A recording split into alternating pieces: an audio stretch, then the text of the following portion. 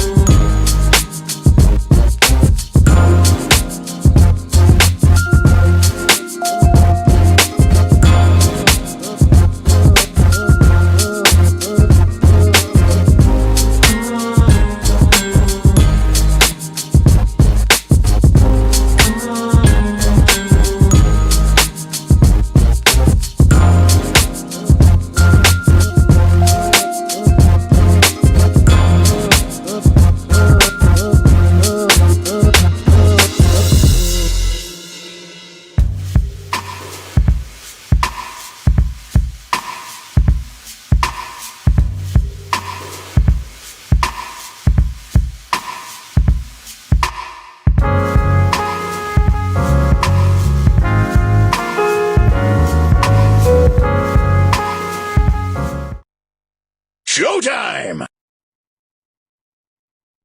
Now he is. So it looks like we're getting one of those rare peeks into Darius Cooks actually telling some truths about how he is a internet influencer who is able to continue his raft of predatory practices and scamming and sociopathic behavior. And in this recent clip that I grabbed, Darius finally admits some of this publicly. And he has a warning for any of you who may choose to attempt to speak truth to his predatory practices. And for everybody else who's on the outside looking in, feeling like you, I don't know, want to go up against me, want to challenge me, don't. I don't have anything to lose, right? And he tells you right there that one of the reasons you would never want to come against him and speak any truths about being wrongfully treated or scammed or expose any of his negative predatory behavior towards you, he's letting you know that he has nothing to lose, which basically means he's morally bankrupt. But let's continue. Once your name is trashed on a national level, you know, Forbes and Black Enterprise, that's it. What else can you do? You've done it all. And he also goes on to finally admit that his brand and his name is really officially trash at a national level, which means that he's fully aware that he's been relegated to scamming his same DHAGs repeatedly. Because the mass public definitely has the common sense and critical thinking skills that it takes to know a scammer from the fruits that they bear, or the lack thereof in this case. So I have nothing to lose and the world to gain. And he also confirms what I've said and many others have, that all he cares about is worldly gains and not his followers or having a good heart or being a person that is purpose-driven for leaving this world better than he found it. He's letting us know that he only uses the Christianity and Baptist Church Act to indoctrinate his blind following of DHAGs to get their hard-earned money by overcharging them for the cheap goods he gets from the Alibaba.com website, where he marks up those products 200 to 400% above his cost. So I'm at a really great advantage point. So I'm just saying, like, you got to be very careful when you do that kind of out here on the internet. And it doesn't go away, man. And he admits that he's aware that his actions on the internet have not gone away, meaning the documented proof of his decades plus of scamming and predatory practices that continues to present day is receding all over these internet streets. And of course, I'll continue to share those with you, so definitely hit that follow button. Like the actions you do on the internet, somebody's screen recording that, somebody watching that, you know? And he is very correct. There is always someone screen recording and watching to continue to expose this horrible internet predator.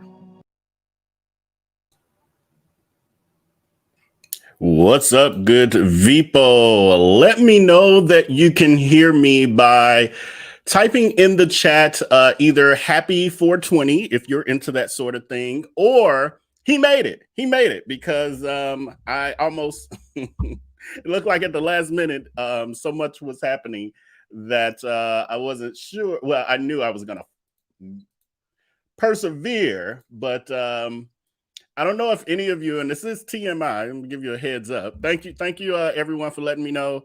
Let me see. We got his MJ and Lawanda and Joel and Linda, and it's going so fast, y'all, I can't keep up. But Monique and Deborah and Chocolate and Miss and everybody else. It's too fast.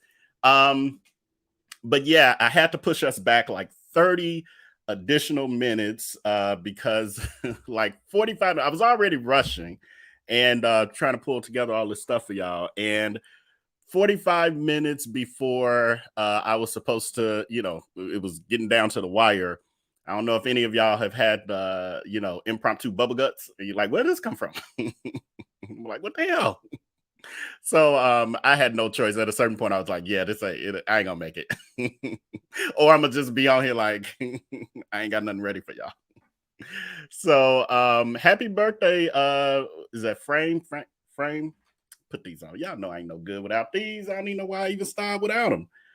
Yeah, happy birthday, Fame. And anybody else, it's still Aries. No, is it? Yeah, today's the last day tomorrow's the last day for Aries season, I think. But happy birthday to anyone who is celebrating, who is an Aries, my fellow Aries. We make the world a better place, and we make it entertaining at the same time. But tonight we have quite a bit to go over again. We have tonight, we're going to talk about Jonathan. My stuff is a little unorganized just because I could not. Yeah, I didn't have enough time, y'all. I still was rushing. But we have Jonathan Majors, who, of course, is in the news for being called out for being abusive and all of that. And so we're going to go over that quick little story. Then we have the unfortunate story of the young lady who was, again, all of these shootings. But we have the young lady who was shot from pulling in the wrong driveway and take, unalived. Who was that? I think that was Donna. I can't remember who recommended that I do a little cheat list of all the words I can use. And I'm like, that's a good idea. I'm just have it right here on my desk, right in front of the screen. So I can just glance down like, oh, I can say this instead. But anyway, we have that. And then the story of a little 6-year-old girl who was also palled by her neighbor because her ball went over in their yard. Craziness. This is getting ridiculous out there. And then we have also, what you see in the title, it's a little clickbaitish, just have to admit it. We have, and it's not in here, but we have Andrew Caldwell and then Darius Cooks and their, interaction. And Andrew Caldwell, actually, there's an update on him as well. So I'll be going over that. Okay, I at least have this image of him. I just forgot to pull the other one in. But yeah, so we're gonna get started with that. We had a ball last night for any of you who were in the chat or just watching last night. We had a 3.5-hour live stream, and you were introduced to my special guest host, surprise guest host. My alter ego introduced himself last night. His name, he allowed me to be able to tell you his name. We had a conversation about it last night, and he was like, you can formally introduce me. And so we do know of Juanito, who was dragging Darius Cooks for filth. And my alter ego has a similar name, actually, and his name is Velnito. Velnito has been trying to partner with me, in this work that we do with the live streams and exposing Darius Cooks and all of that for the past couple years. And last night, because I was tired, I didn't share with you guys that I hadn't had a nap, and so I was tired. And so the second half of the show, where it was time for the Darius Cooks content, since Velnito also knows Darius Cooks personally, or knew him personally, and knew he was a predator and all of that, I was like, what, go ahead and take over, go on, because we got to get this information out to the peoples, to the Veples. And so Velnito had took over, and so now we're in talks, we're in negotiation about him maybe permanently taking over the Darius Cooks segments. The pre-recorded videos, I'll probably still do those, because we want to have our content be at different levels. Sometimes you got to keep it real clean for the masses, and other times you can get real gutter. And so Velnito, he's from the streets, he from the west side of Chicago. He a little uncouth. I've known him all my life, though. We grew up together and stuff, but he's a little uncouth. He don't care about cursing and all that. I was on him about that. I said, dude, I got this channel, and you can't be, using all those curse words. That was the only thing. But other than that, I think the content was pretty, was good. But y'all let me know what you think about it, because I'm in negotiation with Velnito, and if you guys approve, then Velnito, he'll do a little work with me here or there. He'll maybe take over the Darius Cooks segments in the live streams. Again, I'll be doing the research, providing him with the information so we make sure it's correct. Doesn't mean it's gonna all of a sudden not be correct information or speculation. No, it's still going to be very factual, but his delivery is just a little looser than me. Y'all know I get uptight. I'm more filtered. I'm always thinking about the future brand deals and where this channel is going, and all of that's still going to eventually really be moving over to our Reality Chronicles channel. Right now, we're doing both. It's kind of like when a company merges, like T-Mobile and Sprint, when they merge for a while, you know, they keep the name, they keep both names for a while, and then eventually they just split off. That's what we're doing right now with the VellB Reacts and the Reality Chronicles channel. So right now they're still associated. After a while, you know, stranger won't know. But yeah, so let me know what y'all think in the comments section about Velnito. He is scheduled to come this evening, so we'll see if he shows up. I had pushed back, so I hope it still fits into his schedule. I think he good though. He good because he's been holding all that stuff back so long. He like, I'm ready when you ready. Like, bro, I've been waiting. So I'm like, okay, Velnito. So anyway, before we get into that, the shenanigans with Velnito, we have the story of John. Well, just a little update on Jonathan Majors. And this is a story that I haven't really followed closely, and I haven't talked about it publicly at all with you guys and put any videos out on it. However, for those of you who may not know, Jonathan Majors is a major actor. He was on the rise. He has been in the movie Creed. He was slated to actually join Marvel Studios for the new Avengers movie. So he had an incident in, I think it was March, late March maybe, with a girlfriend of his, and it became violent. Police were called. He got arrested for domestic violence, etc. So they're now saying the update on all of that is that he is saying that she's admitted that she has mental health issues and all of that. She's a Caucasian lady, just for those of you who may want to know those details. She has mental health issues, and then his attorney submitted to the press supposedly a text message or text message exchanges from her stating that she wasn't pressing charges, etc. And, you know, she was not down with him getting any charges pressed against him. So now his attorney, as of today, the update was they're saying they have a litany of proof that he's not guilty. This didn't, you know, he's not abuser and all of these other things. And so, however, the state's attorney is saying that they actually have a list of other ladies who have now come out. So we'll see how that goes. That's just the gist of it. Like, again, a story I haven't followed closely, so I'll dig a little deeper and either we'll talk about it in a live or, or I'll do a little deep dive video on it. So the other story it's related to what we're seeing now. Is it really looks like, as I put in our title, it looks like our teenagers are literally being hunted. Our youth, the next generation, the ones who will be running this world when we, are in our retirement years, etc. It looks like they're just being hunted. In the past week, we have had now Ralph Euro. I'm sorry, I didn't put everybody's name down.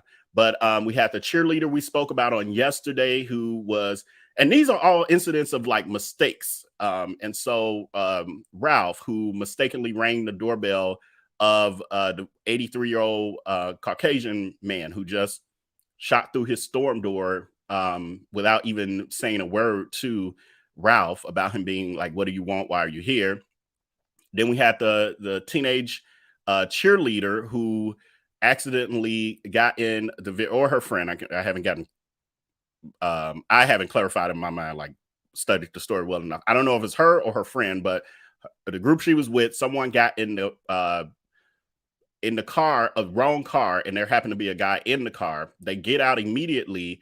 They get in their car. They apologize. They're rolling down their window to apologize because the guy then gets out his car. He then shoots her and her friend, shoots her. And so it was multiple shots because she got shot in the back and the arm. and her friend got grazed. Then we have the story today that I'm sharing is this young lady. She was 20 years old, and Cynthia Pearson, 20 years old.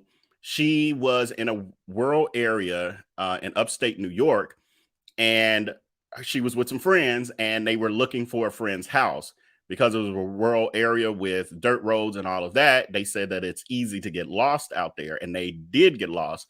They pull into the driveway of a home that was not their friend's home. They realize it, and as they're getting ready to leave, this guy comes out with a gun and shoots at the car twice and ends up, unfortunately, hitting her. They pull out, and they then have to drive, and they had no cell signal as well because it was so far out. So they said they had to drive about 5 miles before they could get the cell phones to reach the tower so they could call 911. 911, met them where they were, the emergency. Met them where they were, and unfortunately, she did not make it.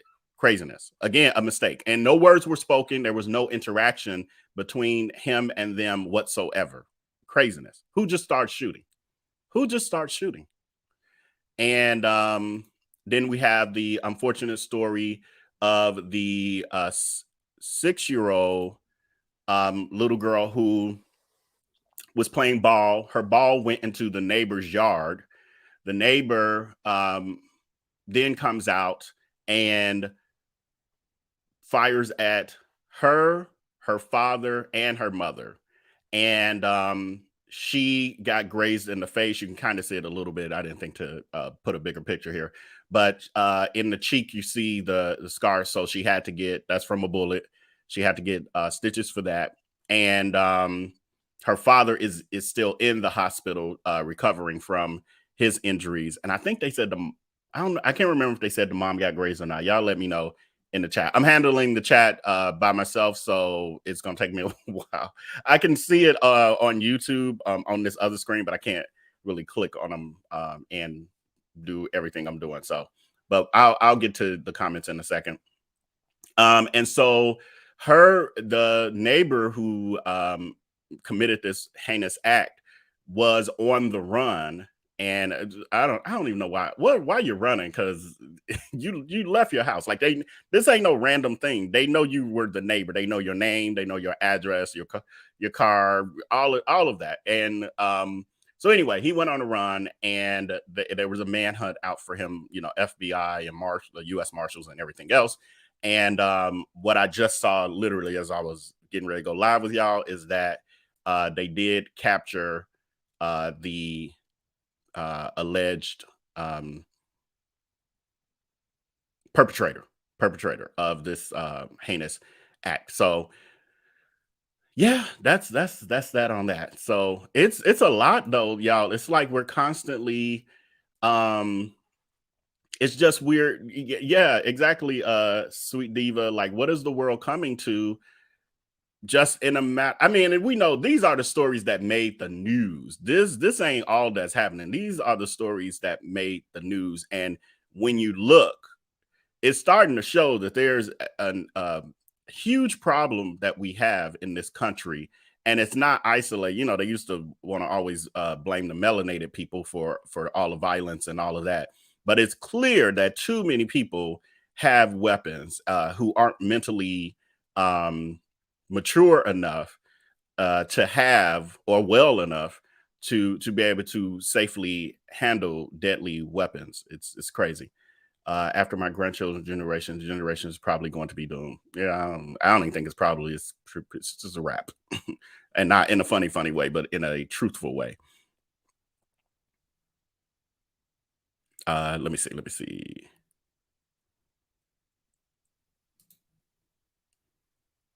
Yeah, I heard. Oh, thank you for this, Renee. As you just reminded me too, another piece of the story about the young lady, the 20-year-old, is that they said that once the police got involved in all of that, police went to his house to confront him about the situation, and he I guess I didn't read this part about no remorse, but he had a standoff with the police at his house. I think they said for about an hour, and then eventually, they were able to arrest him. So now he is in jail. Okay.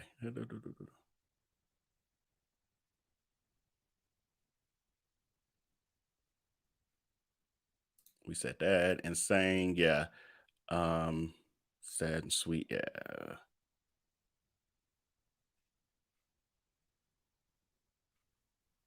Yeah, and I see some other topics. My rule of thumb moving forward with topics that are off topic, like I know there's so much happening and there's like, oh, but did you hear about this? And did you hear about that? I'm okay with that being in the chat, but I won't address it during the live stream because of the fact that it then throws off the topic. But if I see, because I do always rewatch the live streams to see all the comments that I miss.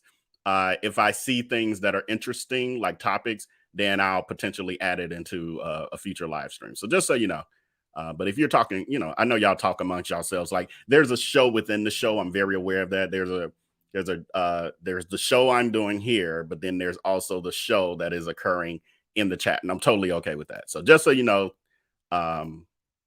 moving forward, unnecessary. Yeah, people are trigger happy for sure.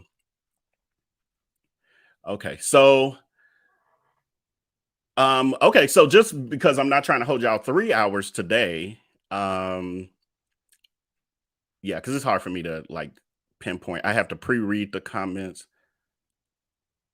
Okay, it looks like I made it to the bottom, but Old Soul is saying the criminals are armed better than the police. Make it make sense. Yeah. I agree.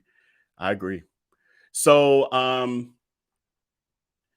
the next topic is Brother Andrew Caldwell needs our prayers. I'm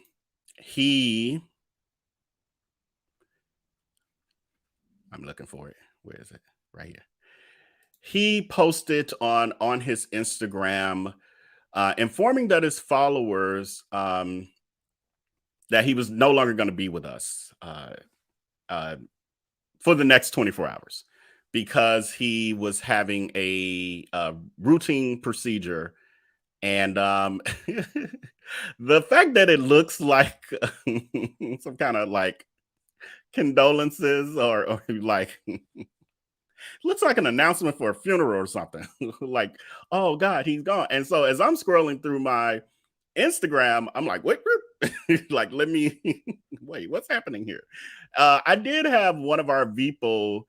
Because I posted I was doing a video months ago or whatever, and I did something where they noticed that I was following Andrew Caldwell. And they were like, why are you following him? Blah, blah, blah, kind of like finger pointing, like, why would you be following him? And I'm like, I don't even know if I got around to replying to them, but I'm like, they don't understand what us bloggers do. You follow everybody for things like this. This is exactly, am I a fan? No. Do I follow him because he's content? Absolutely, because of moments like this, and you never know when they're going to happen. Hey, Andrew. So anyway, in his post, he says, Mr. Caldwell is asking for your prayers and privacy as he recovers from a routine procedure. He is asking that you hold all calls, messenger calls, and inboxes. For items that require immediate attention, please email his management team and a member will contact you within 24 hours. Thank you. And then he gives the email address, which is his email address. So when I saw it, I was like, I got to see what these comments are saying. I didn't get a chance to pull them into this live stream, but I'm going to read them because they're right here in front of me. So one person says, boy, I thought you done died. Lord Jesus, change this layout, please. And then this the one here. This one says, you made this post yourself. Talking about management. LOL. Always get well soon. And then somebody said, no, for real, that's his email. Like, what you talking about email the team? And then this person says, why is this being posted if it's a routine procedure? LOL. And somebody else replies, attention. And then another person replies, he thinks he's Jamie Foxx. Because y'all know, unfortunately, Jamie Foxx is recovering from his emergency situation. But Jamie Foxx is actually in the hospital. It's actually something that's legitimate. And then another person says, the faded pic wasn't necessary. Because it is like, why is the pic? It's almost like you're going to glory. He's fading. He's fading out of existence. What is happening here? Another person says, it's prom season. Well, no, they say it's prom season. Let Drew live out his youth in peace. Like it's a prom picture. It does look very prom picture-esque. Okay, then two more after this one. Then this person says, oh, you getting a mommy makeover, tummy tuck and lipo, get well soon. And then another person, this is a girl who she says, baby, finna come back snatch hunty. And then the last one is, I'm not loving this post because why did he do this to us, LOL? I was like, oh my God. And then I literally kept reading out loud. Nah, man, nah. Sending prayers up for you, bro, as always, as I always do. Looking forward to your testimony. Testimony about what? He probably had his teeth cleaned. Andrew is, this is why I follow him, though. This is why I follow Andrew. And I will continue. So if y'all ever see anything, if I'm sharing something and because people, I know this, I've been on the internet long enough to know y'all always looking beyond what you're supposed to be looking at. That's why I got a green screen up right now, because I want you in my business. But if you ever see something I post and you can see who I'm following, and it's like, ooh, why he following Trump? It would be, I'm definitely not following Trump. But if I were, it would be because I'm being nosy so I can give y'all content. Just know that. That's how all of us bloggers, that's what we do. And we follow from our burner accounts too. So if Andrew decides he wants to block me because I just did this, I have other accounts that I'll follow him also. Because we have to do that too. It's just the world. I've learned the ropes. Darius taught me real quick. Like working with a scammer and a stunt queen running roots, you learn real quick. It was a crash course. Thank you, Darius, though. That was very helpful. Caught me up to speed real quick. It's almost like I've had the decade-long experience you've had scamming. It's like you gave me a crash course, and I feel like I've been doing this a decade, just exposing the scammer, because you taught me so much along the way with all your stunts and tricks. Anyway, so this story inspired, the Andrew Caldwell. When I saw this, I said, I know what we talking about. I text Juanito, and I was like, I think I got a topic for you tonight. And he was like, what's up? What is it? And I said, I was just on, saw a post from Andrew Caldwell, doing his stunts and tricks like he do too. He got a whole background too. We'll talk about that one day. But anyway, and so I was telling Juanito, what we could potentially talk about. And I was like, it's right in line with this. And what it is actually the time that Darius Cooks got into it with Andrew Caldwell, because Andrew Caldwell called him out. And y'all know I did this story. Well, depending on how long you've been with us, you will know that I did a full-on reaction video. It was pre-recorded, but I did a reaction video to their interaction. So Andrew, so the background on the story, for those of you who aren't familiar, and the truth is, since I've done the story, I learned more about the details of it. I feel like my chair keeps sliding me back over the other way.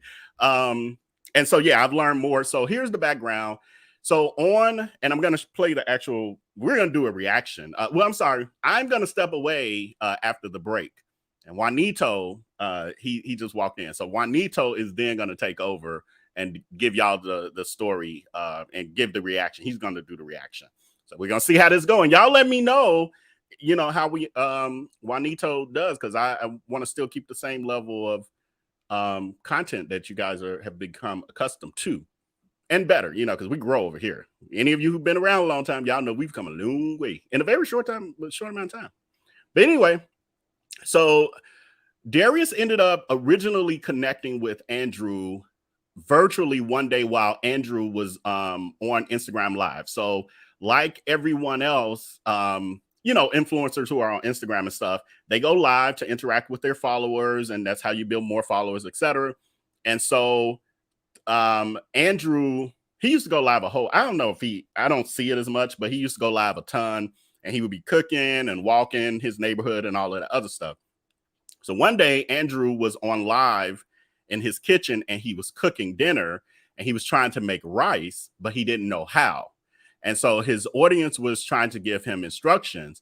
And in his audience was also some D-hags, the D-hags. And they was like, ooh, somebody want cooking instructions. Let's go to our leader and ask our leader to join the live and tell Andrew how to make rice. And so Darius Cooks, the Predator, seeing that as an opportunity to potentially gain more followers. Now, if this had been a small influencer, you know, somebody with 1,000 or something followers, ain't no way he would have acted like they didn't exist. But we're talking about Andrew Caldwell, who, I don't know, on Instagram, he got, a couple 100,000 followers. And also he is a public figure, like on whatever level you want to consider it. When he does certain things, it does trend in the internet streets. Darius Cooks is very aware of this because he does study social media. So this was like an opportunity he needed to jump on. So Darius Cooks then joins Andrew's live and then walks him through how to make rice. And they interacted from there. But that was the extent of their relationship, so to speak. They weren't friends. They met online through that situation, and I don't think they ever communicated after that. It was just through that. And I don't have that footage or anything, but from what I hear was, entertaining and all this other stuff. Because you got Andrew, who is entertaining for all the wrong reasons. And then you have Darius Cooks, who's charismatic and entertaining for all the wrong reasons. So together, it was an explosion of, all the wrong reasons. But anyway, so fast forward a couple months, Andrew has gone live again. And at this point, he's gone live for a different reason, because Darius Cooks is now in the news. This is when everything started to blow up, and he's in Black Enterprise, and just all the stuff about him is coming out in the media, in the public. Everybody is now knowing of him as a scammer. Like, you say Darius Cooks and people instantly think of scammer. And that's the Darius I knew. So for those of you who may not, because I know there's a narrative that he tries to spin, like there's somebody who I was, heard about them no longer being in my life, and supposedly I'm some scorned ex-boyfriend who was in love with him still, even though I dumped him 20 years ago, and then was friends with him for 10 years after I dumped him. But I'm supposed to be like scorned and in love, and that's what he looked like.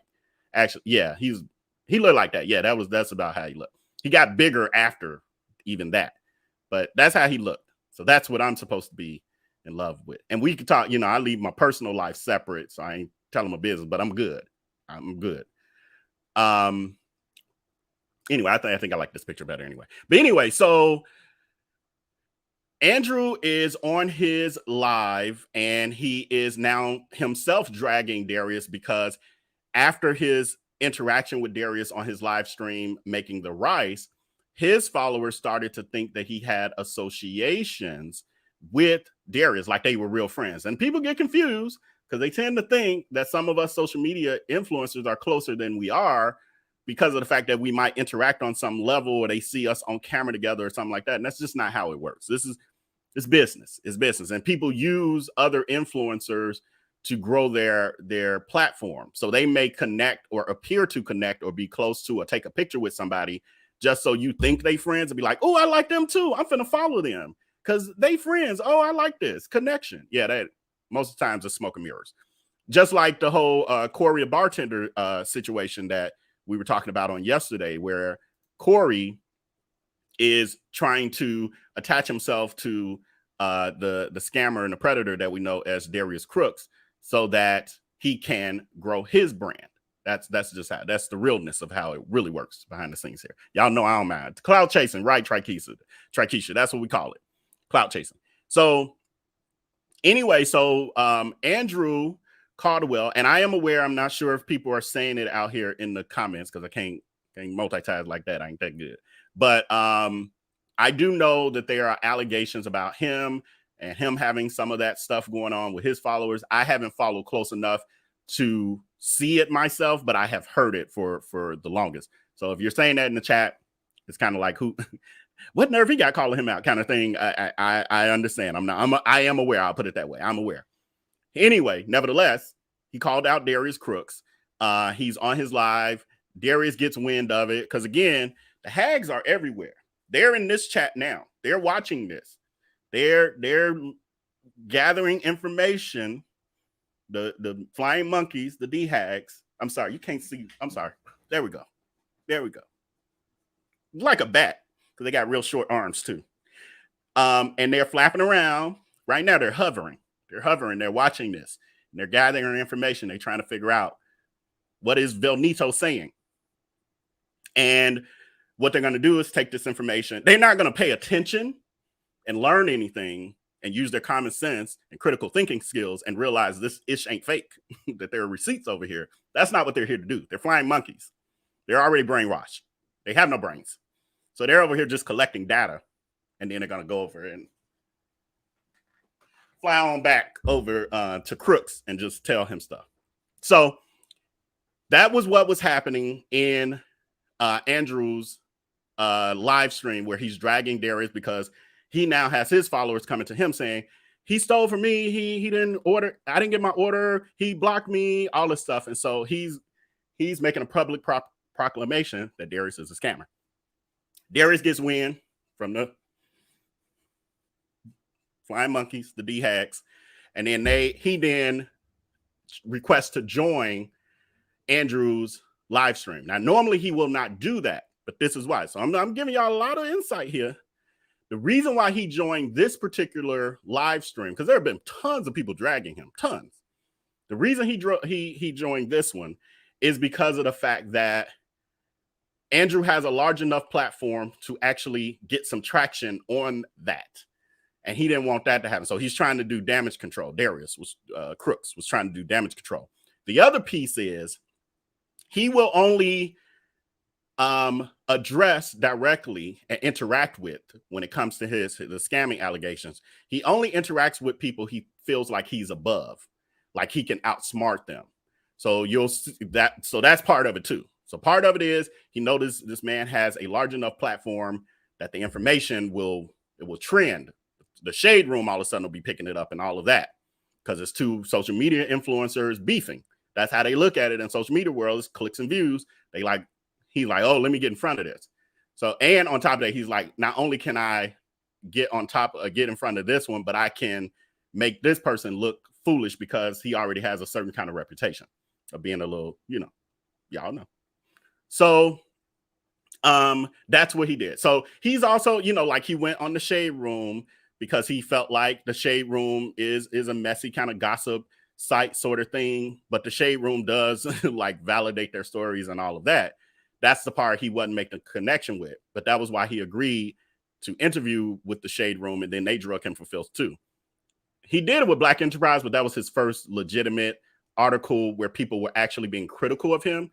Every article he had written prior to that was fluff pieces that were promoting him because they weren't aware of his predatory and scamming practices.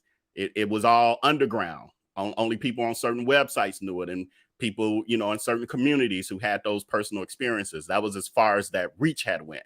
But once Black Enterprise got wind of that, that's what caused that first article.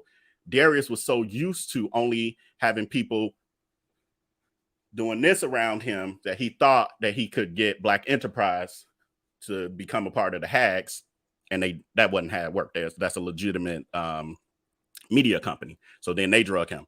So the other place he's gone to is like he'll go to small podcasts and small YouTubers who are hags. There's also he had a magazine article, and then people did research. I'm just, Juanito, he done walked in here and taken over. Juanito, I thought we had a plan. I was going to transition you, but he already talking, so he done moved me out the way. But anyway, there was a magazine article written, and it was just floating on Twitter and all of that stuff. Come to find out, it was a hag, the hag, who had wrote the article, and this was during when everything was big. Yes, Larry Reed Lie is another alleged predator, according to many, many documented stories. But anyway, and they happen to be cool. Oh yeah, thank you, because you reminded me that was another place he went. He actually went on there right before that supposed retraction Black Enterprise article was supposed to come out that never came out. Well, no, I'm sorry. The article did come out, the second article, but they doubled down. There wasn't no retraction. That was like, nah, Ninja, you a scammer. We got even more receipts on that. We'll revisit that too. That's fun. I like going through that one. That was really fun because it gives a nice little overview. It's of a certain time period at this point because there's been so many new scams and Ponzi schemes coming from Darius Crooks since then. But I do like the way that they Kia Morgan Smith was the editor in chief and writer of that the second article, and I love the way she put that together. But anyway, and he's gone on the Wild It show. He's a known internet troll. I watch him though. I'm a fan, honestly. I am. I can't even lie. The Wild It show.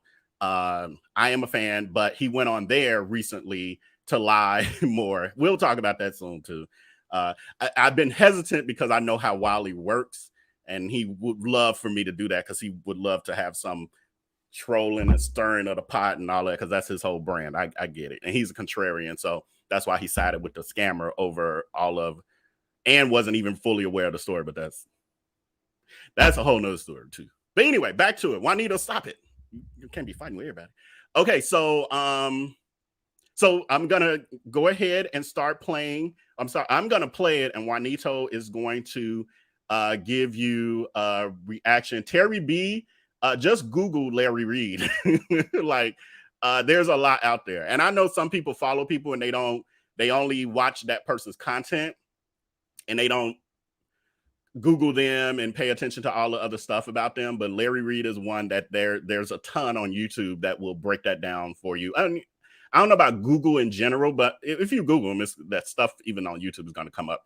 But it'll break it down, all of his, all of the allegations and things that have been proven, et cetera, et cetera. But yes, Velnito and myself, VellB and Velnito, we kind of slide in and out real quick. Sometimes y'all can't see. We move so quickly, y'all can't tell which one's sitting here. I understand. But Velnito is taking over here with this reaction piece. So I'll be back with y'all soon.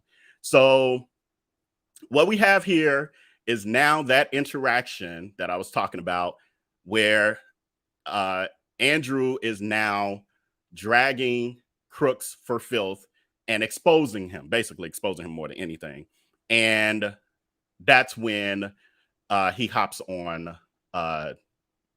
Andrew's live. And so this is where our stream starts. Let me move this because then I'll be blocked.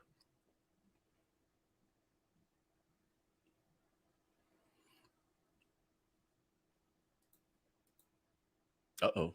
Where is her stuff at? And you blocked her on your Instagram. Darius, hold on before you start.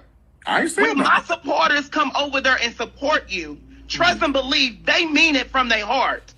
And for you not to send them their merchandise, she been asking you. I got all the receipts, Darius. You got an order number? You got a 6-digit order number?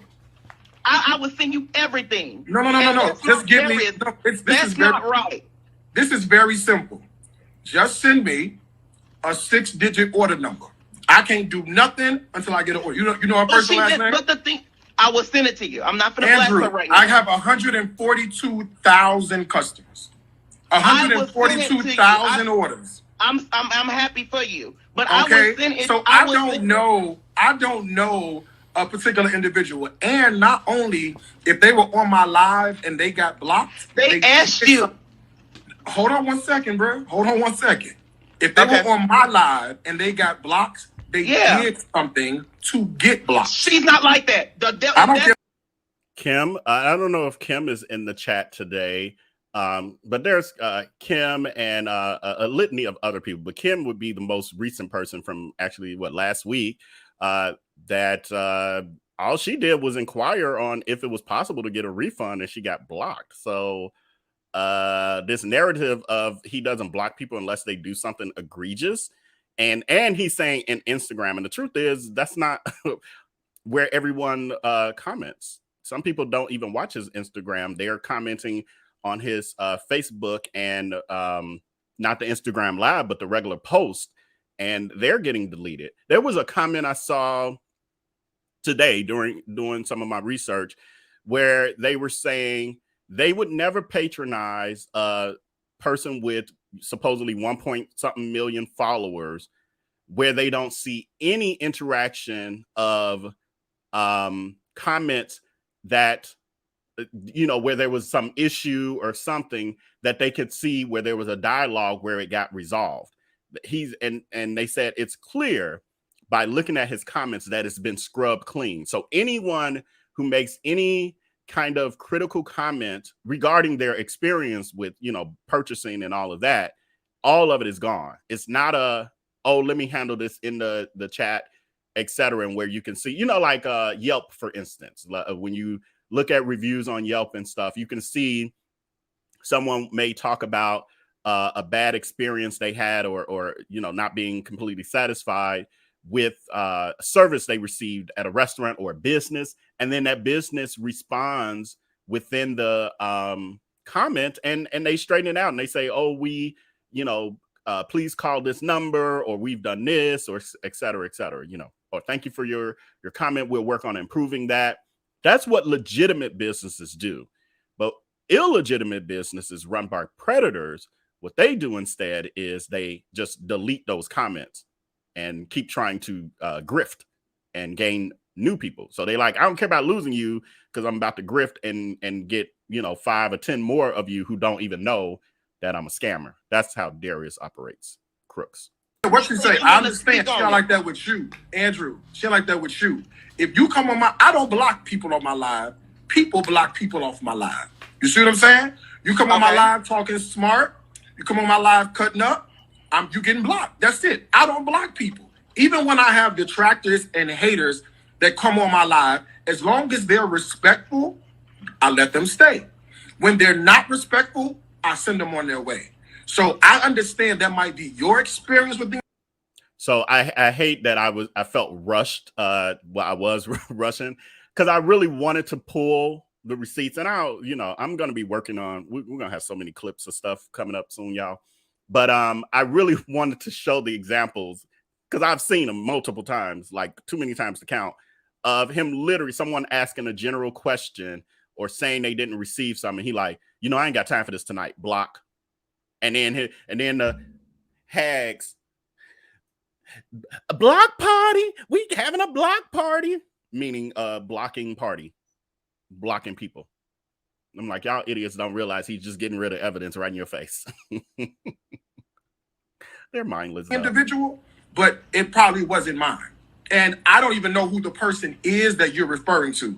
Further, we do have similar audiences and there is some crossover. So I know people that follow me that also follow you and vice versa. Why does it have to be a situation of it's your supporter that you sent coming to support me when I have viral content just like you do? So you see, this is where the ego of Darius Cooks comes in. So he can't just have the conversation about the fact that they share followers, and that the truth is, and what Andrew's, where he's coming from with this, that he wasn't quite able to articulate in this particular conversation, is that he's referring more to the followers that he knows Darius gained from that live stream he did with him weeks or so before that, where he helped Darius, well, Darius helped him make rice, because Andrew's followers who were not familiar with Darius were all of a sudden like, oh, this dude just helped him cook rice and it was entertaining or whatever, I'm going to follow him. So they did. Andrew, there are followers of Andrew. I'm sure it was a nice amount that actually did come over to Darius.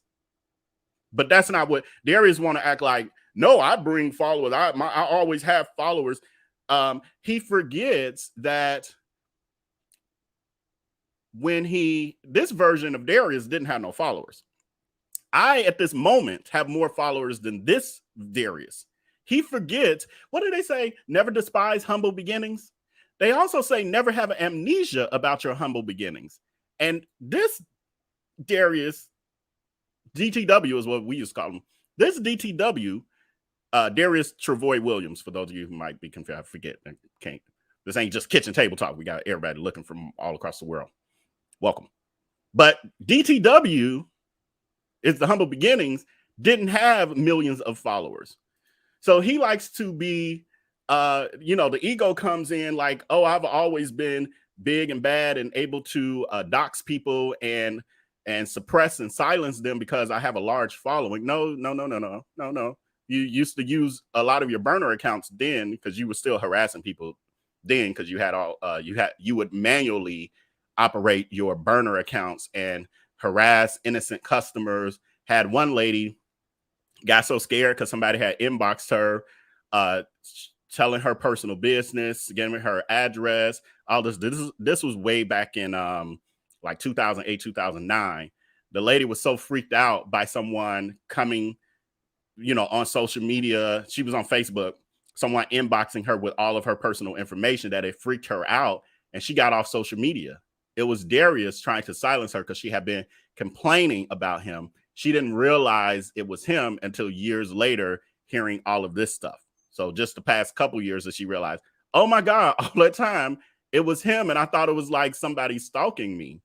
But now it's on a level that, he uses the hags. He sends them out, flying monkeys, sends them out to do the dirty work. I mean, he still does a lot of his dirty work himself, but he also gets the aid of the flying monkeys, aka the D-hats. Let's continue. I sell a viable product, and the person. Okay, well, it's not about that. It's not about that. What is it about? Okay, listen. This is about you sending your product to your customers. This woman who I know personally, and I said, well, for you to block, for you to Andrew, get blocked, you must person's say name? something wrong. What's the person's I'm name? not finna block her because you're known for putting out people information. Where's and the post where I did that? Personal information. But what Where's you the need to post where I learn did is certain states is illegal. Again, I just did not have time to pull the litany of times that he's posted people's personal information. We have, and he also, it's a sleight of words, sleight of hand. I'm doing magic here and you can't see, like I'm saying one thing, but it sounds true, but actually I'm just using words to twist the facts. He may not, but the truth is he has just straight out put people's personal information out there. He actually just did it with a lady, and I'm going to do a story on it, but it's more sensitive. I'm trying to figure out I think I figured out my approach. But there was recently a person who was a part of is a part of the coalition, exposing Darius Cooks coalition. And Ivy Life coach doxing. Yes, he is a known doxer. But what he'll do is he'll hide behind burner accounts sometimes, but not always. Most times he does, but sometimes, occasionally, a person gets the gift of it coming directly from him. And that's what occurred last week. I have it. It's too much to pull together all at once, and y'all see it got delayed with the bubble guts. But anyway, he put her information out there. And she had some issues with her previous career, some legal issues. He put all of her information out there, articles, et cetera, because she had been a part of the coalition of exposing. She wasn't really doing a lot more than commenting and engaging on Twitter and in some of the groups that talk about him, but she wasn't like coming to his house or making YouTube videos about him or anything. But the fact that she spoke on him, facts, though, speaking facts, the fact that she even had the audacity to even speak about him was too much for him. And he even admitted in the post, I wish I had a thought to bring that up. You know, Juanito, I just get to running. Like, I got so much I've been wanting to share with y'all because VellB just been keeping me in the, hiding and stuff under the in the basement, telling me, it's too much. We got a certain way we got to approach this. And then, Darius Crooks did this. And we're going to take a little break. Darius Crooks requested Juanito. Darius Cooks, also known as your local scammer. You are, you gay, growing up in Chicago, you just end up being with a tribe of people. I don't know, it's really hard to explain. It might be different now, but when I was growing up, there were crews. We had people we hung with, right? Anyway, and I hung with people like, you remember Calvin, Lavelle, those are people that I used to hang with back in the day, and you see what happened now, especially with randomness of Vail. We ain't heard hide nor have him, have we? We ain't heard hide nor have him, have we? Come to think of it, let me not bring his name up, because let me tell you something. He probably, he ready to. Where's the expose? Where is the expose?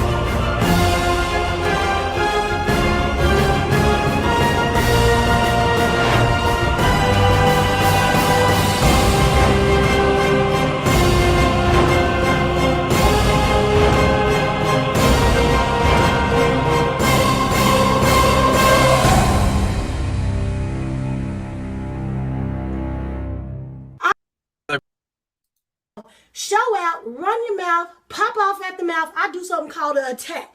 When you do the attack, you got to make sure you're real rooted and grounded. Look that way.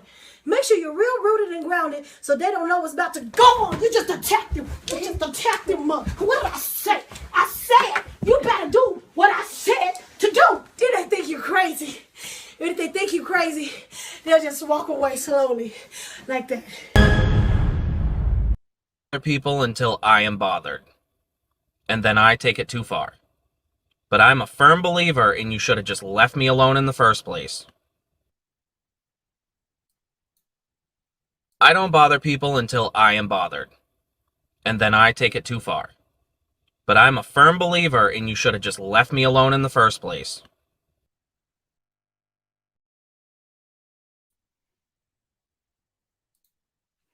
So yeah, I'm this Juanito, and I'm back. And so I had Vail add that piece in because I was like, you got all these intros and trailers and stuff. Where's mine at? And so I saw that and I was like, oh, this is tight. This tight. So he gonna work on something, intro for me. But yeah, so be expecting that. And how Vail get, you give him some time, and now he'll be able to rest up a little bit because I'll be taking over this piece for y'all. And so expect a Juanito trailer.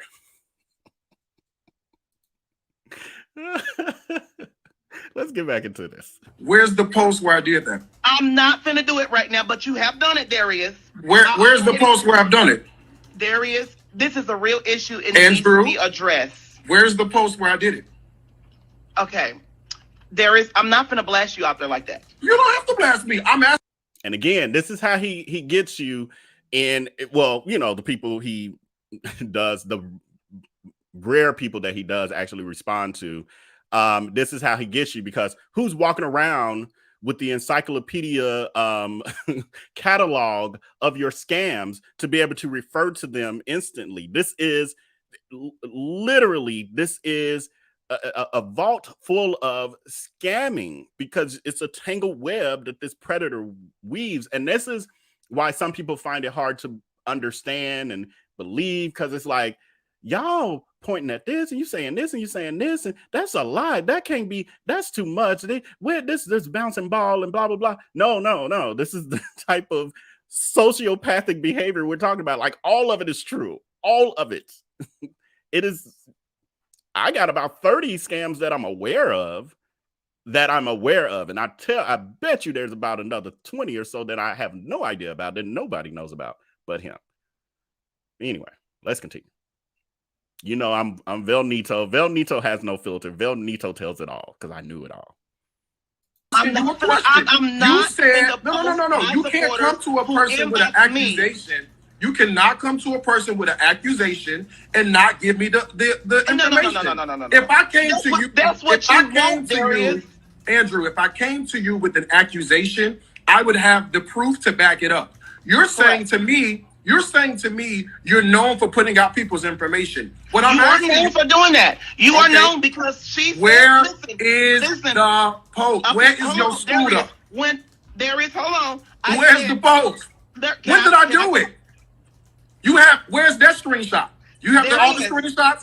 Where's the screenshot? Where is the screenshot? I'm going to tell you. I said, okay, let me see, because all your supporters is going to believe what they want to believe. And girls are going to believe what they want to believe. Correct. But there is, I can guarantee you today, and I don't care about you putting out my information. I got plenty of lawyers. Everything. I'm ready. I don't even have your information. Let me just say this. After today, while we are on this live, I can promise you, I'm starting a federal investigation on you.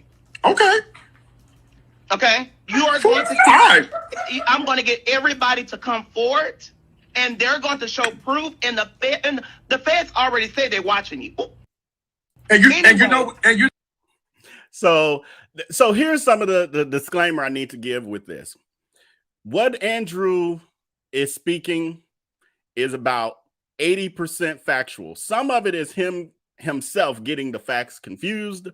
Some of it is him on his level of understanding, communicating what he understood it at the level that he understood it, but it is not completely farce. So for instance, him saying he's going to do this whole gather people together and do a class action or whatever and get the FBI involved. The truth is we see that didn't happen and wasn't going to happen. That's clear. But there is truth that there has been. Yeah. See, this is the thing about me, Velnito, is that whereas IAmVellB holds back on these things that he knows, I'm like, fuck, let's put it out there. I got to quit cursing. He gets mad when I curse too much. But the FBI has been involved with Darius Cooks.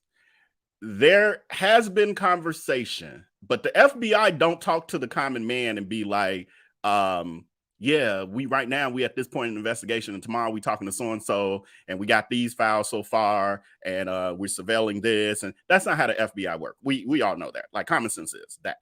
So just because there's nothing visibly happening for our eyes in regards to the FBI, and you can't call them up and say, hey, you working on this Darius T. Williams situation, and this known predator and scammer from Chicago. He started scamming somewhere around the age of 19, that at least Lavelle is aware of.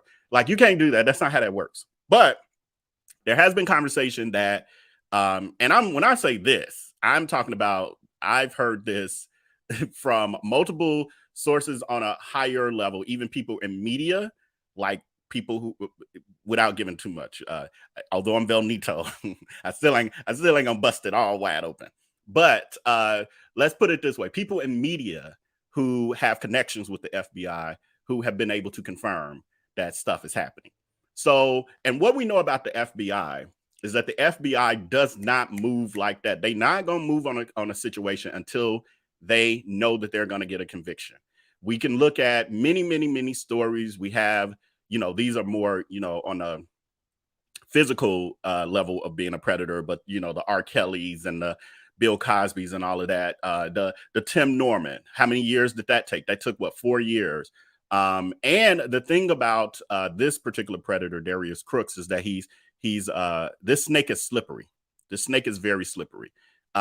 he started out with penny crimes. Like he originally started out with corporate crimes, but VellB was telling me that he surmises that the reason that Darius Crooks may have moved from the corporate crimes to the or scams, I'll say, to the everyday people is because you start messing with the corporates. That whole FBI getting involved thing is gonna happen a lot. The white collar crime piece of it, you get locked up real quick for that.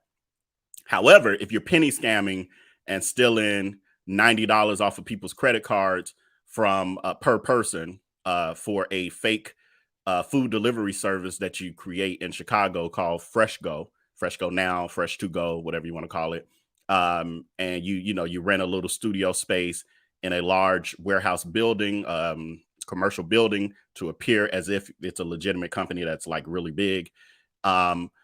It's harder. And then people, they get these fraudulent. Many of us have had fraudulent charges. Someone in Amsterdam then bought movie tickets and all of that off one of our cards. And then what do? We call 800 number and we say, I ain't do this. I ain't even been to no damn Amsterdam, And so what do? They reverse the charges. 9 times out of 10 is just as simple as a phone call for us. Maybe they mail a document, we sign it and send it back or something like that. That's what we're talking about, his level of scam. So the truth is he's scamming individuals. And I hear a lot, Vell and me have heard a lot, VellB and me have heard a lot of why y'all ain't suing then? Who's going to sue for the $90 they got back or the $250 they got back from their bank or credit card company? What is there to sue for? So, but when you add these up, this is where it becomes, a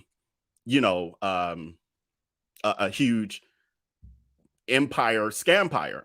And so this is where the FBI can then, but they got to be able to pinpoint all of these various penny scams that start to amount to the millions of dollars that he shows on, on these, well, I ain't gonna say millions, but $1 million that he shows on these bank accounts and all of this stuff. Okay, so back to it. You know what's so funny about all that? You're going to join the rest of them. You're going to join Angela Davis, the kitchenista, who tried the same line. You're going to join Danielle and Donovan.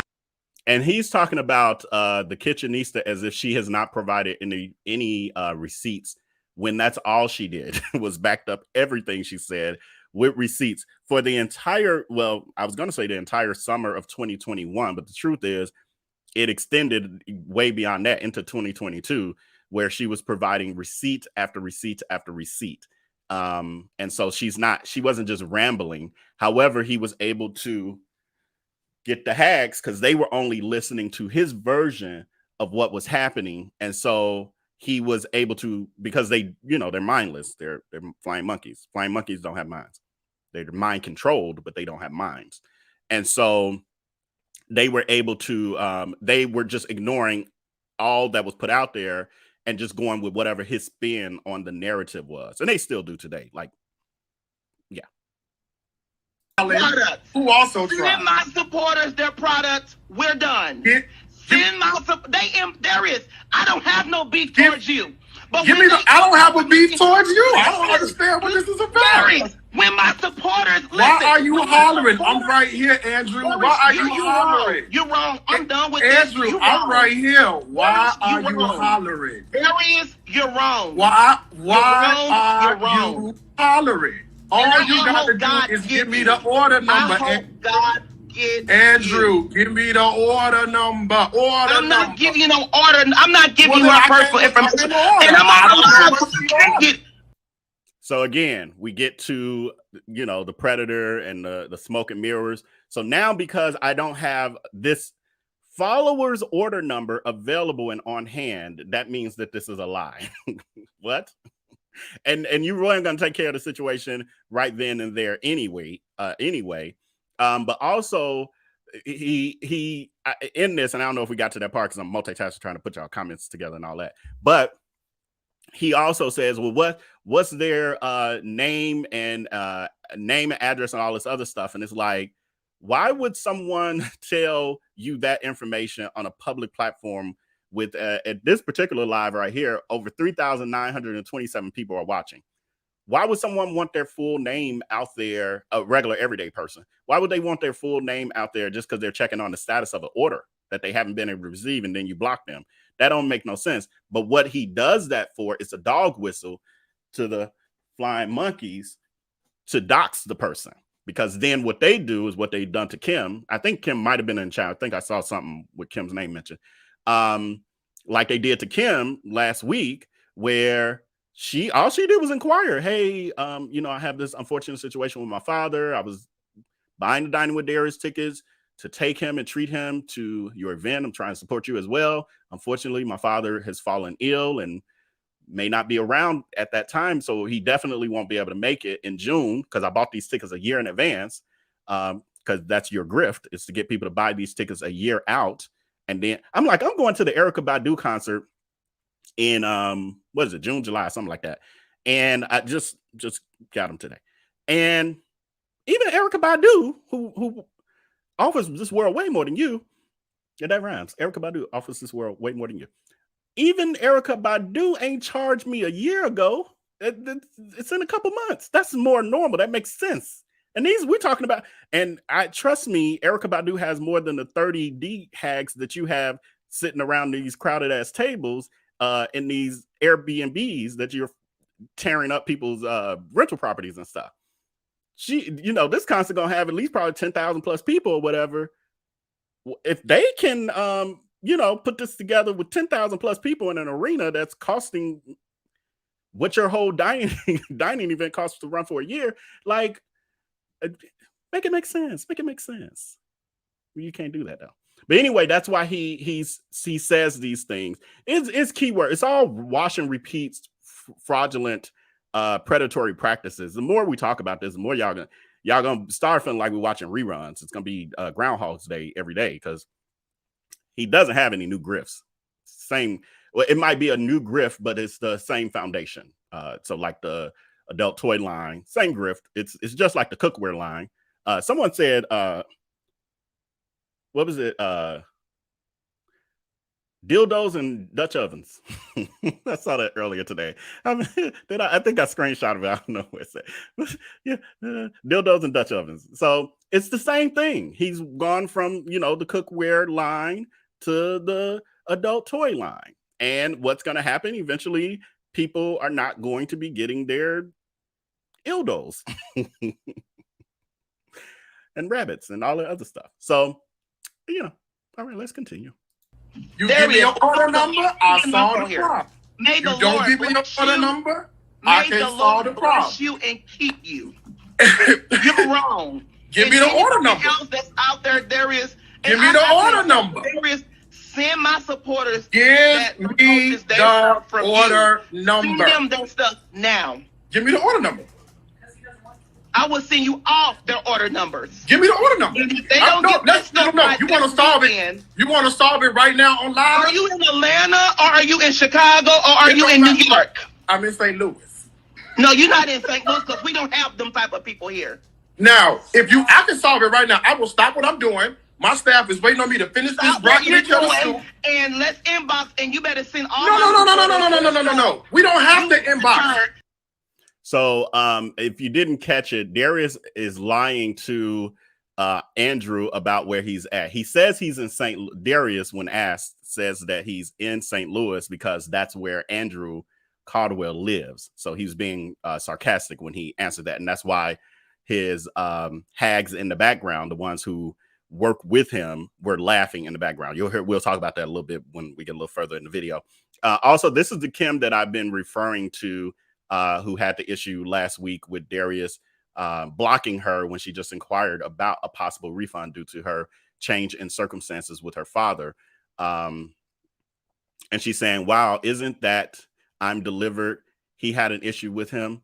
So yes, Kim. And so this is showing how there was a lot happening. And unfortunately, you got wrapped up into investing in someone who had all of this going on even before. So this happened, I don't know if you bought your tickets in April of last year, because that's when he had that sale or whatever. But this happened like right around that time, or in May of last year. Yes, of last year. I have a video out about it and all of that. So yes, all of this was happening. Again, if you're not on social media like that, you would miss these sort of things. And this is what I try to communicate and express to everyone else who is always people who are so hard on anyone who is still supporting him. The truth is, some people who are patronizing him are truly not aware of all of this going on. Everyone doesn't spend all day on the internet or even follow the right people or situations for this to pop up on their algorithm. The internet and in these social media platforms are designed to show us what it thinks we're interested in. And so if a person only follows Darius Cooks and then everything else they follow is not gossip blogging, is not, other influencers who may have a connection to this or have spoken on this, there is a chance that they may not see this. Some of them the majority of them do not watch his IG lives where he really shows his true predatory colors, for sure. Some of them aren't looking at those daily posts on Facebook and all of that. They just watch an occasional YouTube video of his, or they see him on TikTok, and that's all they're seeing. So they're missing all of this. So because when you look at those, you look at his Instagram lives when there is not drama. Now, when there's drama, he'll have upwards of 1,800 people viewing at a time. When there's no drama, he has between 300 to 500 max viewing. Those are his core, diehard, flying monkeys. Now, those are the ones y'all watch out for. Those are the ones who are doxing y'all in the comment section and all of that. Some of them are bots too. That's a whole nother story, because they'll answer. We got screenshots and recordings of the bots talking to each other, like saying stuff that you realize it's a computer. And it's like, you look at it and it's like, it's supposedly one of his biggest fans, but you realize at a certain point, the way that it's commenting, it's literally a computer. It's crazy, y'all. It's crazy. I'm telling y'all. It's a lot. I told y'all this tangled, predatory web is deep. Right now. Let's do it right now. Why we gotta go to inbox? We on live. Let's solve it right now. I'm not gonna put my supporters' information out. And you're very passionate. If you want a resolution, we can solve it. They inbox me. You're very passionate. If you want to solve it, we can solve it right now on live. Yeah. No. You're not in St. Louis, honey. You're not in St. Louis. If you give me an order number. Let me get the prosecutor and the police on the phone. Okay, you want me to hold on while you do that? Because I got time. You want me to hold on while you do it? Darius, I'm not gonna argue with you. All I gotta say is, I'm not arguing. You like to want me to solve the problem. You really good at this. Your order number. You really good at this. Where is the order number? I just told you trying to make me look like I'm a liar. I would inbox you their information. These people are married. I'm not going to put our information. Order number. Where is the order number? Right. So you hear his hags, his flying monkeys, the ones who, again, work with him, back there clapping, encouraging this predatory behavior.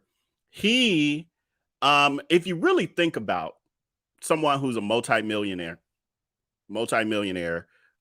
owns this, thriving business, when you have this level of controversy, do you lean into it and have this sort of behavior? How are you going to attract a new customer base with this sort of behavior? Because it's very toxic. I can't imagine wanting to patronize anyone who's this toxic, unless, and this is the key, y'all, for y'all trying to figure out why people keep supporting him. If I'm toxic too, if I'm that cousin that y'all don't even talk to because you like that B is messy. I ain't never liked her. Even when we was 5 years old, she was messy. She would be starting getting me in fights that I ain't had nothing to do with. And then laughing in the corner and lying to people and creating drama because they were getting their kicks out of it.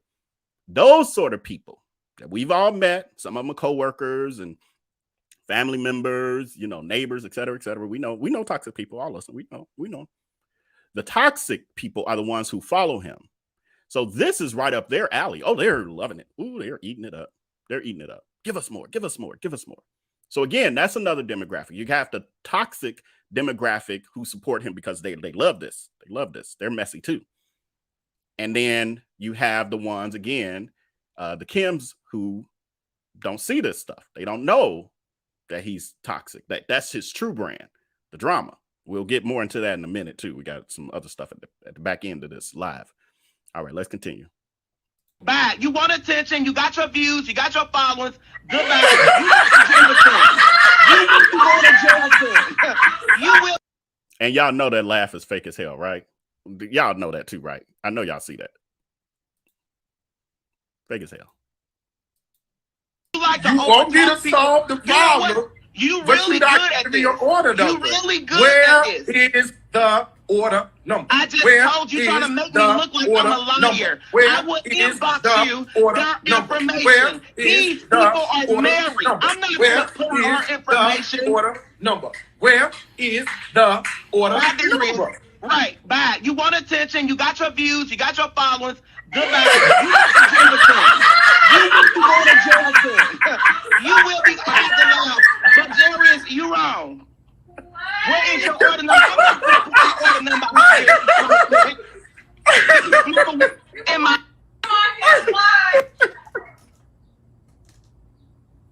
You wrong, Darius.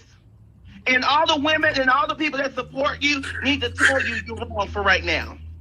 Nobody care about you got 1.5 million followers. Honey, I'm working on an HBO TV show. I'm working on mini stuff. What are you working on? The $1.3 million I made this past weekend. Oh, you did? Well, you've been going. I ain't hating. Good for you. No, you didn't make that.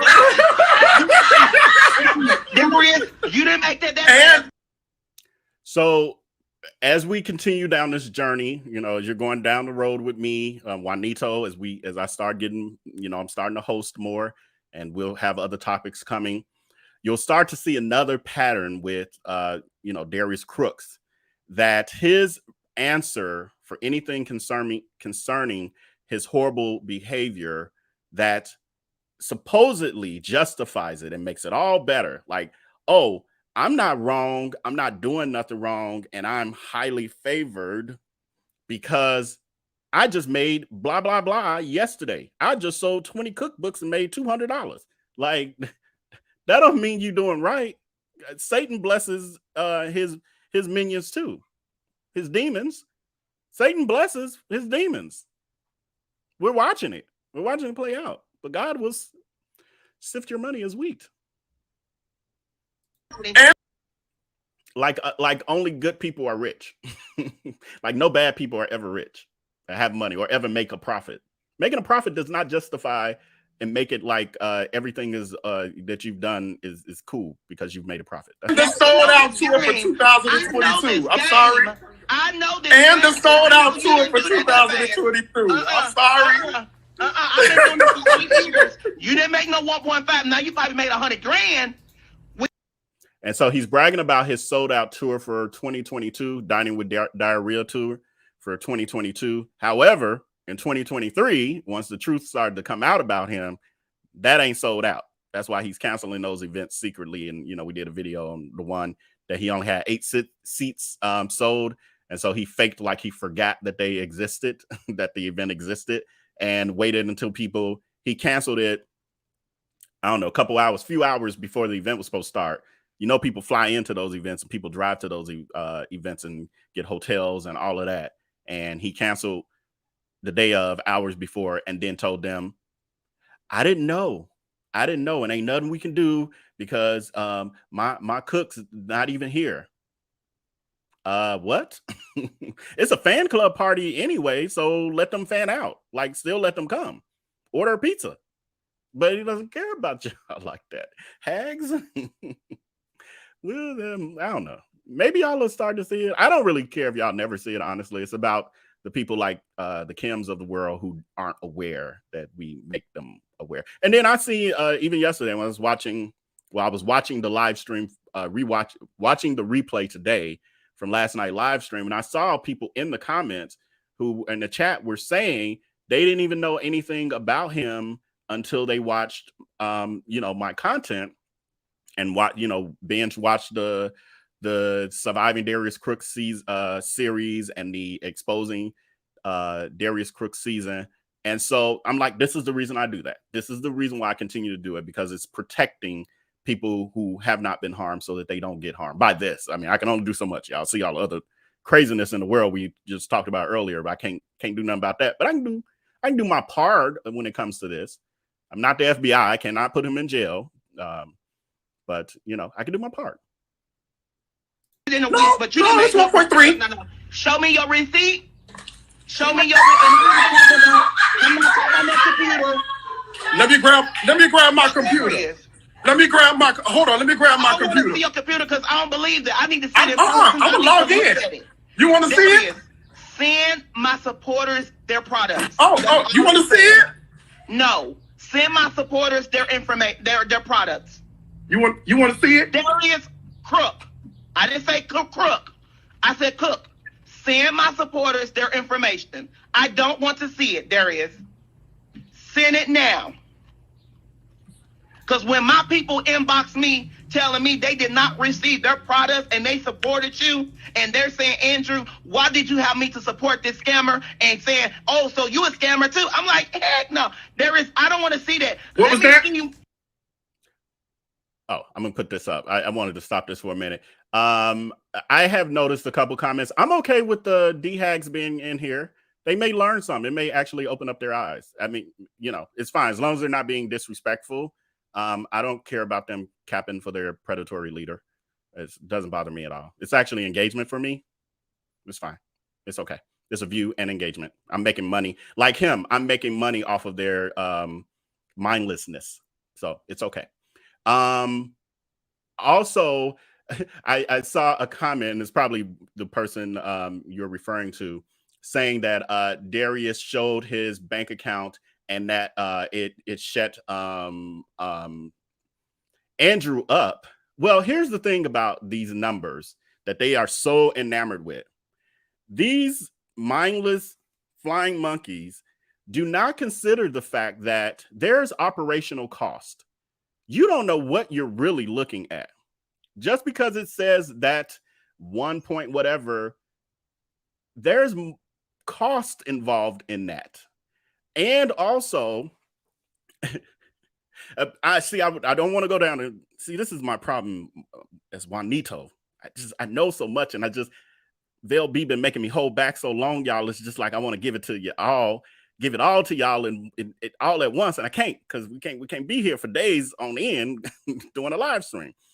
But an example of how this person cannot possibly have for real, this level of money. Like ain't no telling. Could have been a deposit of something. Who knows the various nuances to it, but they're not as rich as what they're saying because of the fact that he had a shipment. So when he had this thing called Skilletgate, where that was where you saw this influx of people on social media saying they weren't getting their orders, this whole skillet thing, people were waiting months for the skillets they had paid for that was supposed to only take days to get to them.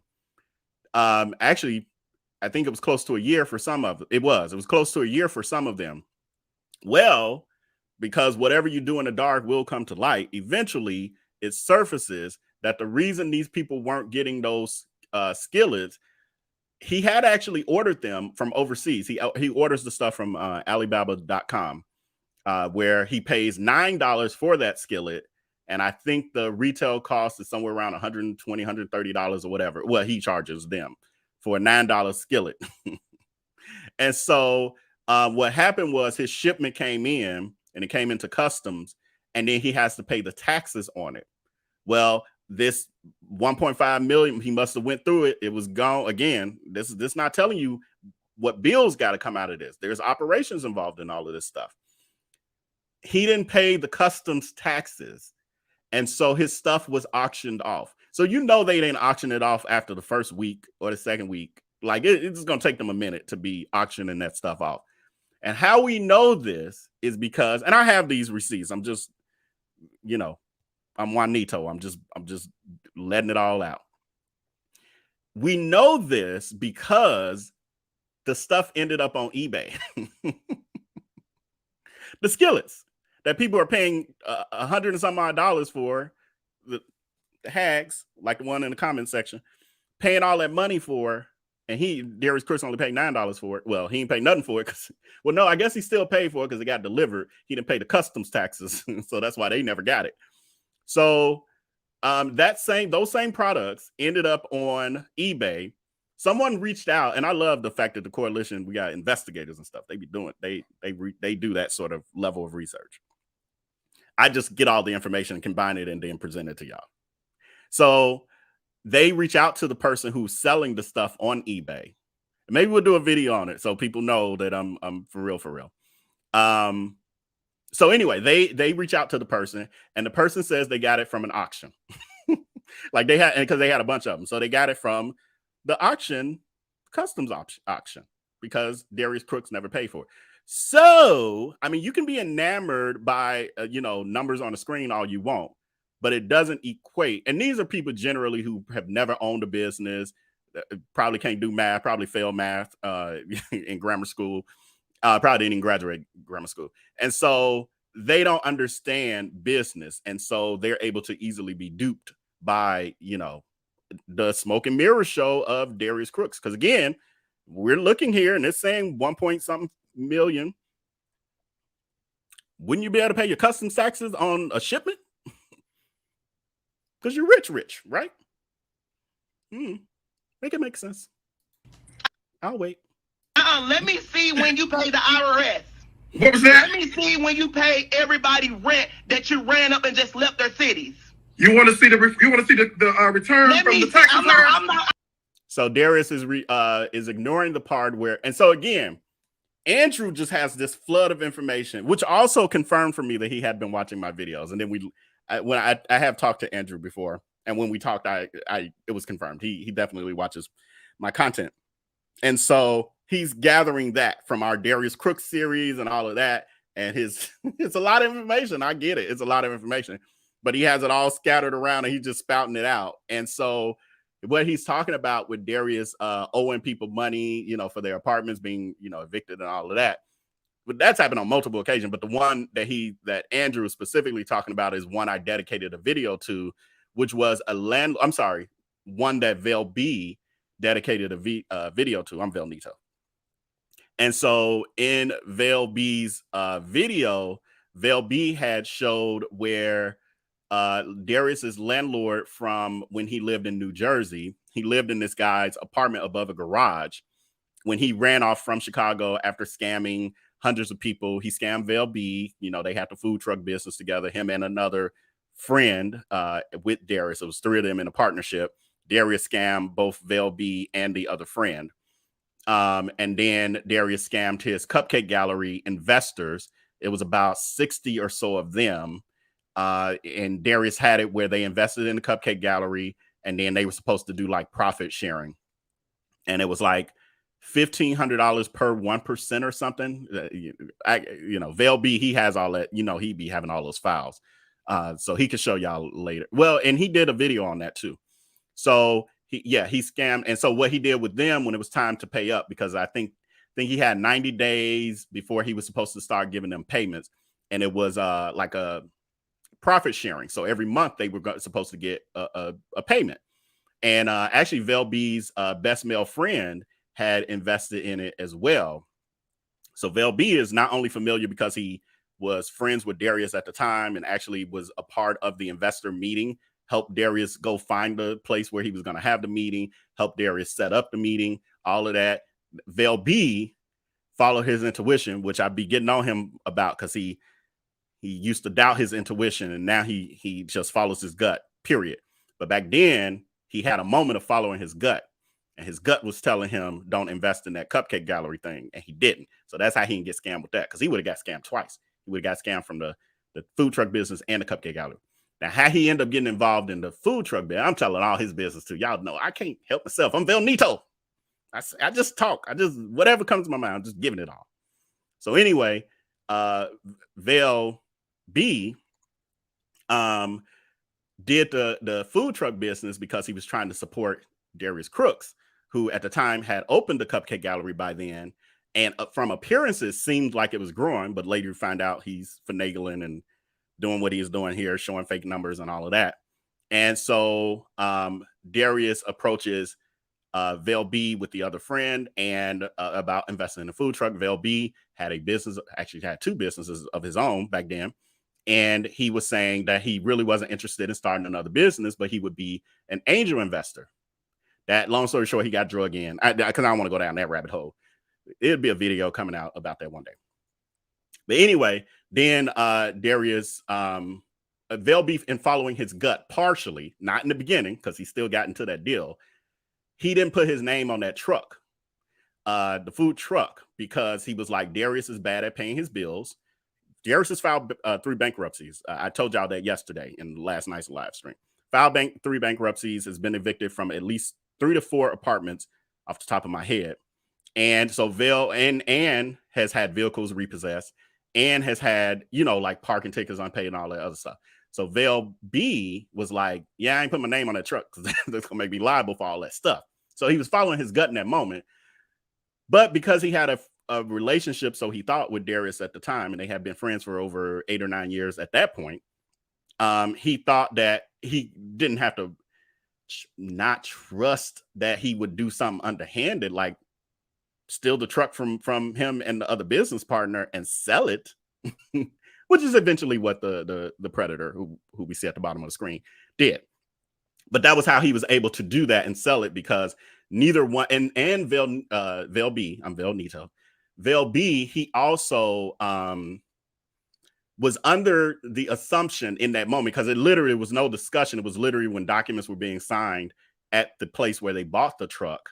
And it was like a little hole in the wall dealership, like the ones be on the corner, sells, got like 20 cars on the lot. It was one of those kind of places, but they sold trucks and stuff, because it was a box truck, like a bread truck. And so IAmVellB was under the assumption of, I ain't gonna put my name on it. I ain't gonna be responsible for this irresponsible Iggas stuff that he do moving forward.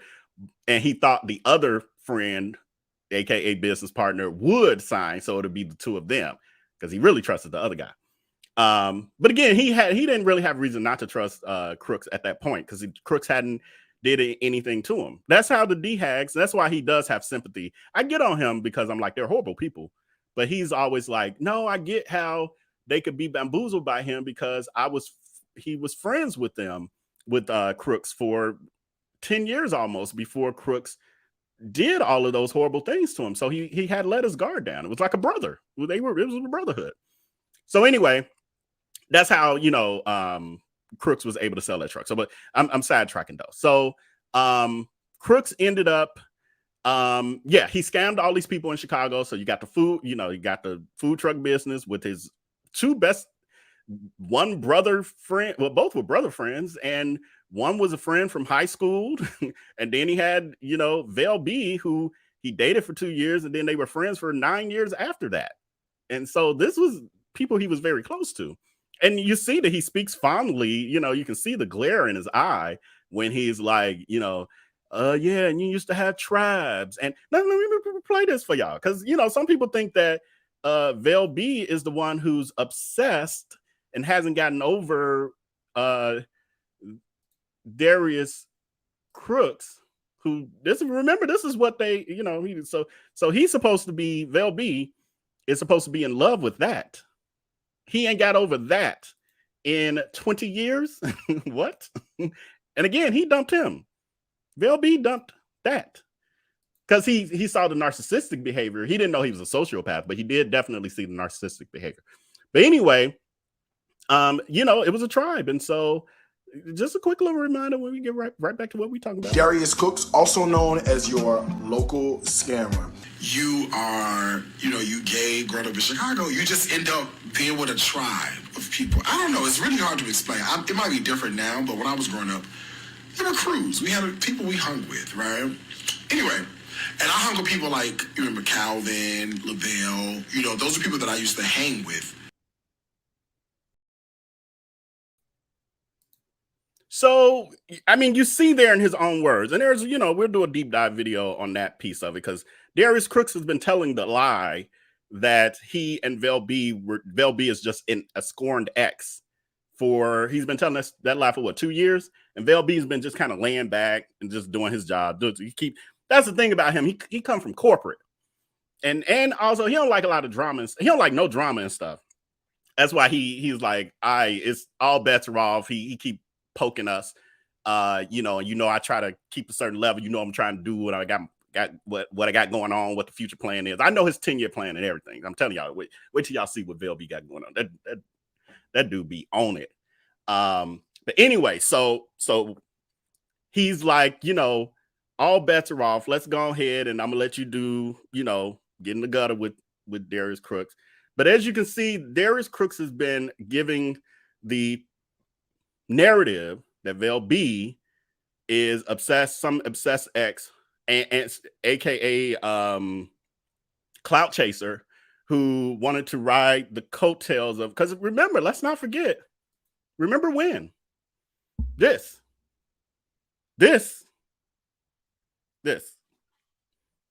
clout chasing that's when they last were communicating with each other. That was what that was. Does that look like something you clout chase after? Does that look like something you're like, oh, I'm gonna give up my whole life and my dreams and my calling, my God calling, to serve people, to be good to people, to use my gifts of intelligence and creativity for that? I dumped that 10 years prior to that ending of the friendship and became friends with them because they're charismatic, they're intelligent, it was fun. But now all of a sudden, they're a bitter, jealous ex-clout chasing stalker? What? Meanwhile, let's not forget, let's stay on topic. Back in the day, and you see, let's stay on topic. And I hung with people like, there were crews. We had people hard to explain. It might be different now, but when I was growing up, there were crews. We had people we hung with, right? Anyway, and I hung with people like, you remember Calvin, Lavelle, those are people that I used to hang with back in the day, and you see. So, I mean, when you use your brain and your critical thinking skills, you can see from the inflection and the glazing of the eyes that that's not the talk of a memory of a stalker ex. That's the memory of, wow, we had some good times. That was my brother. That was a brotherhood. Because he didn't say my friend Calvin and my other crew. He specifically mentioned two people only. The two people he scammed in the food truck business. But VLB? No, you ain't got to come out. You ain't got to come out. And I told you I'm going to be telling some of this because you taking too long. You keep telling these people that you're going to tell them the backstory, that you're going to expose the truth of that, but you don't want to make it about you. You want to make it about the new people who've been victimized because you feel guilty because you didn't say nothing for 10 plus years. It's my turn. Get on back there. So anyway, as you can see from there, he's a freaking liar. I wanted to say the other word. He's a freaking liar. You see it in his own eyes, and there's way more proof. He claims that, they hadn't talked in so many, if you listen to the narrative, VLB, he working on that stuff. He got all the files of, the whole Library of Congress of documentation on this scammer. He has all that. So he's working on some stuff. But he literally has clips of every time this scammer says how long they haven't been talking, the amount of years change. And they're always way more years than what it actually was.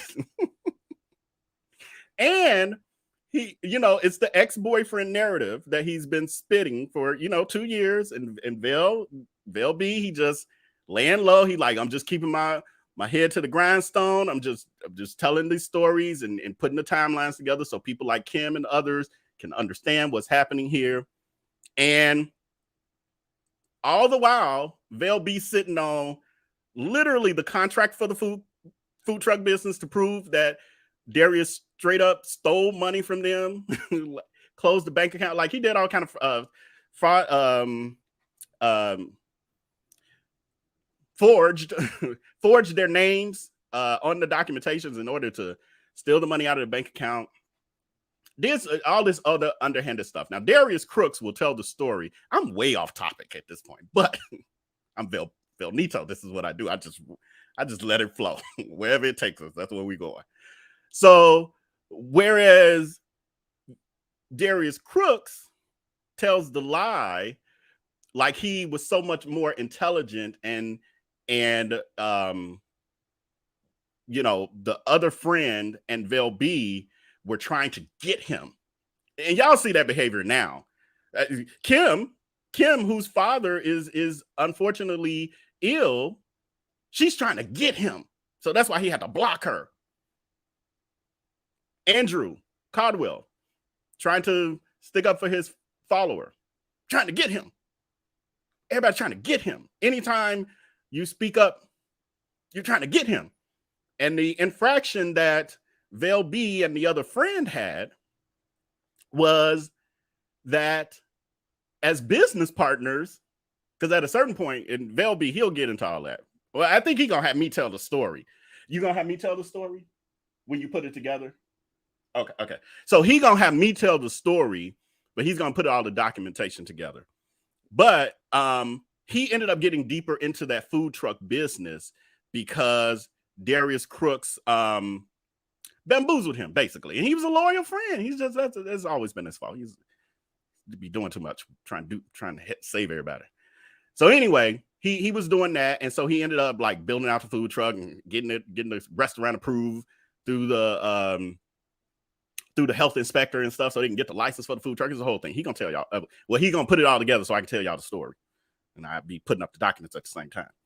So, but anyway, because he ended up getting pulled deeper into the business than he originally wanted to be, he and the other friend then had thoughts about how the business should be run.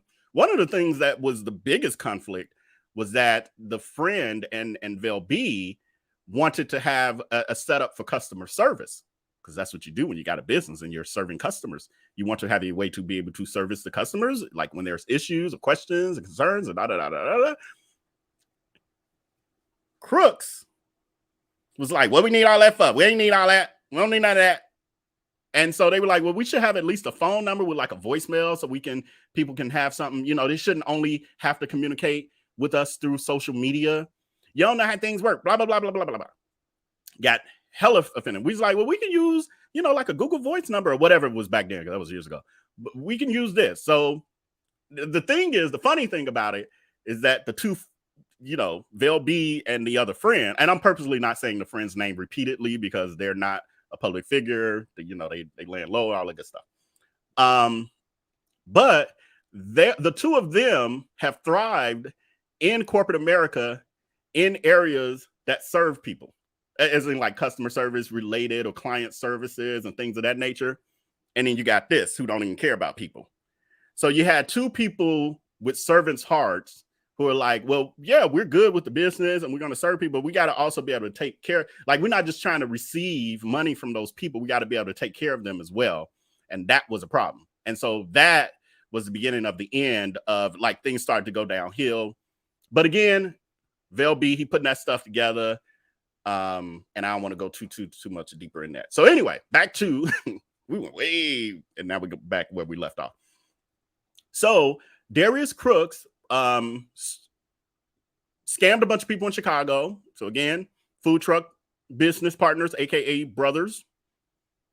Although you want to make one of them like he's just some jealous scorned ex, and they hadn't even dated in, again, almost 10 years after they after the business and all that. It's craziness.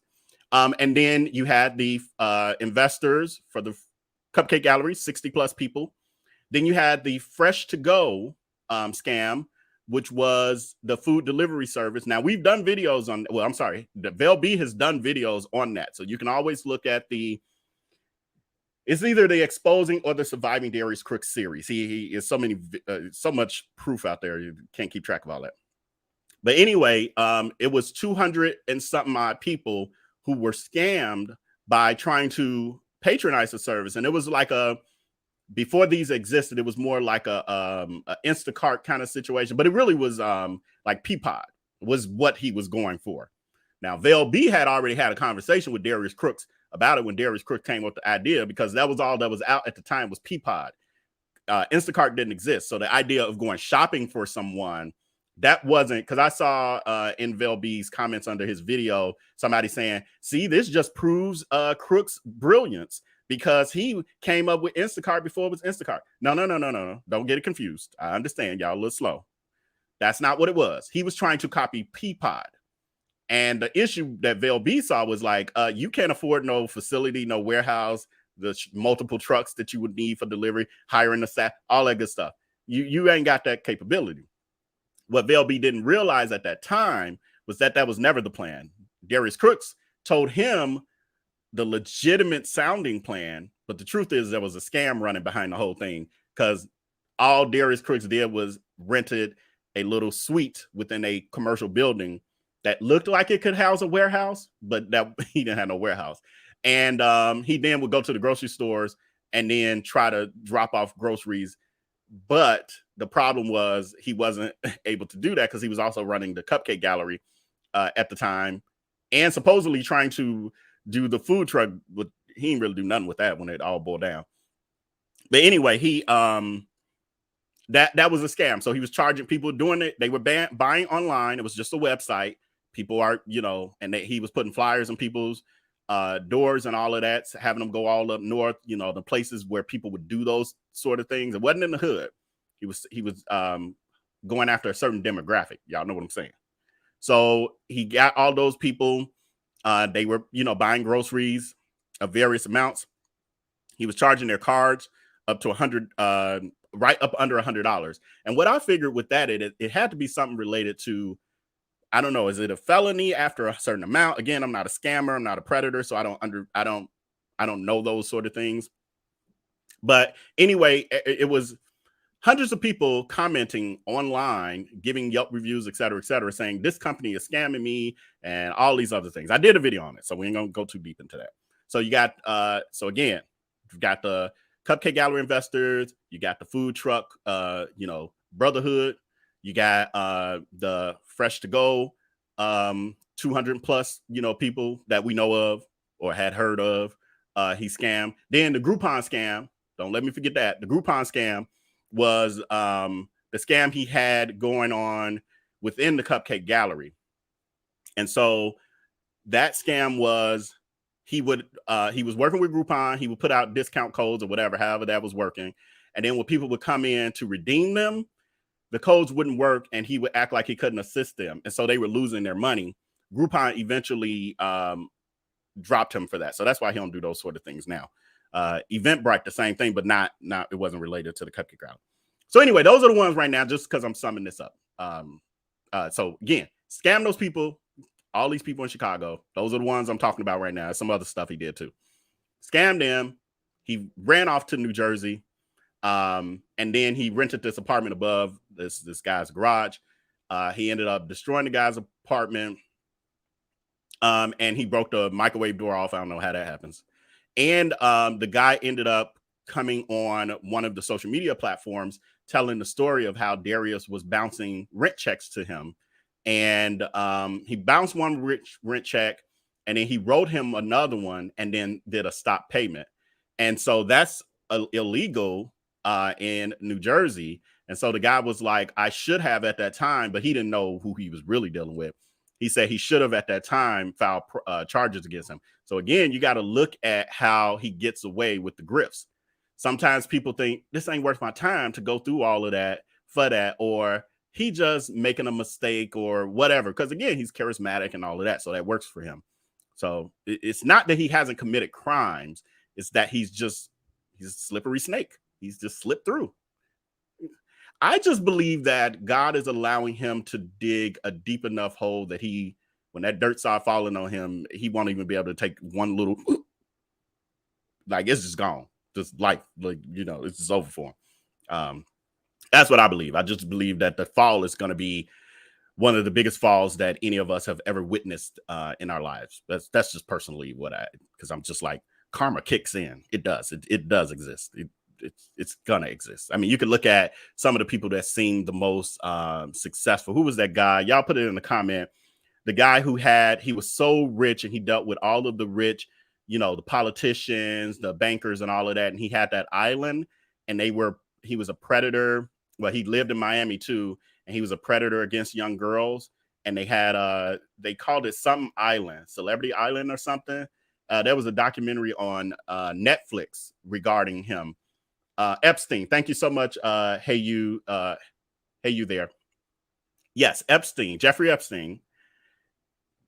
He way richer than him. Life was great for him. Multiple properties, owning islands, knowing all of the top tier people, pretty much from the appearance, just like somebody showing, you know, $1.5 million in a bank account that nobody can explain the expenses behind that. By appearances could seem like, oh, he got away with everything, because he did that for well over a decade, I think. And then what happened? Karma kicked in, and he finally got arrested. And it was like it was some of the same stuff he had been doing that finally got him caught up. He had been doing it for over a decade, and then he got caught up, and then he ended up getting arrested, and then mysteriously passed away in the jail. Like mysteriously. But we know there was a lot of powerful people attached to, if he go down, he knew too much.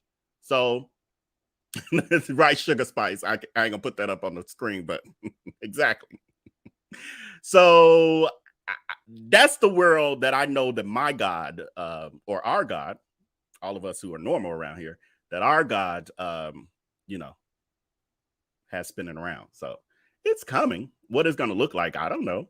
Again, he ain't shared that part with me, or with VellB or me, Juanito. He ain't shared that part with us yet.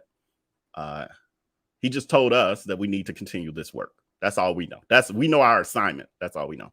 Anyway, let's get back to this video. Where are we at? 2 hours. So we're gonna do 3. We'll give you 3. You know, VellB, you know, he's a full-time influencer, but you know, I work from home and stuff, so I'm kind of like, I get to make my own schedule. So whenever he want me to come on, I'm available, y'all. Just so y'all know, y'all ain't got to worry about it. Like, where Velnito? I'm available whenever he need me. Cause I like y'all. I like y'all too. He's always talking about how much he loves y'all. So I'm falling in love with y'all too. All right, back to our original program.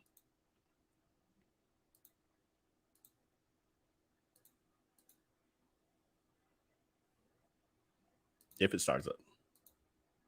Trying to see that $148,000 settlement that you settled with the city. I'm not ready to see that.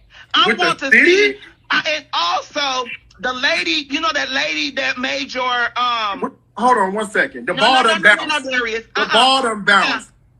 With the bottom bounce. Okay, the lady that did what? And that's another. I got this hideous picture in front of me. I'm sorry, y'all. Yeah, and so that's his other, again, rinse and repeat everything with him, where he says the ball is bouncing, because he then likes to make it like, y'all making up all this stuff. You were just talking about that, now you're talking about this, and now you're saying that, and now you're saying that. Which one is true? All of them. Like all of them. But he loves to say the bouncing ball. Your grift is a bouncing ball. Literally, your grift is a bouncing ball.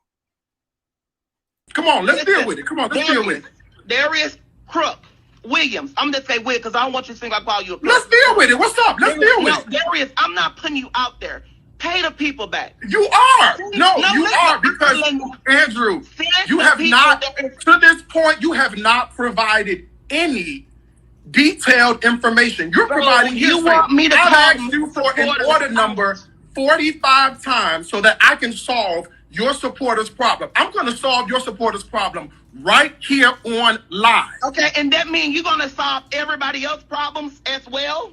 That I don't have a problem with everybody else. You solve every employee, because you remember you went live and during COVID, you went live and laid off all your employees doing Instagram live. You remember that? And when they were stealing your Andrew, I've never laid off employees on Instagram live. That you goes need to against take your Okay, so once again, and I meant to pull this. This is why I hate rushing to get y'all stuff. But I meant to pull this because this is once. Oh, I know where to take it from. I know where I can get it from.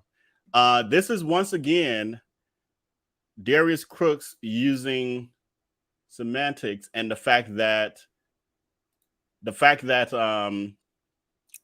Andrew doesn't understand the nuances of the situation. So he's saying words and some stuff is off. So Darius is like, I never fired my employees when he had to shut down those restaurants. Now he'll say he closed them for mental health reasons. It was too much for me, and then it was hard to keep it staffed, and then the hags, what they do is they were like, see, you really blessed because and you so smart and your intuition, and because you shut down you closed your restaurants right before the pandemic started.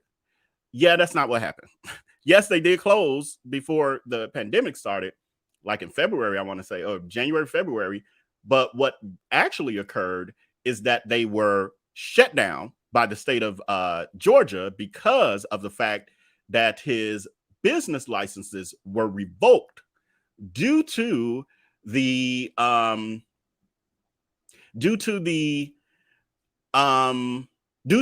judgment that the state of Georgia had against him for the fraudulent above 701 credit card scam or credit card company.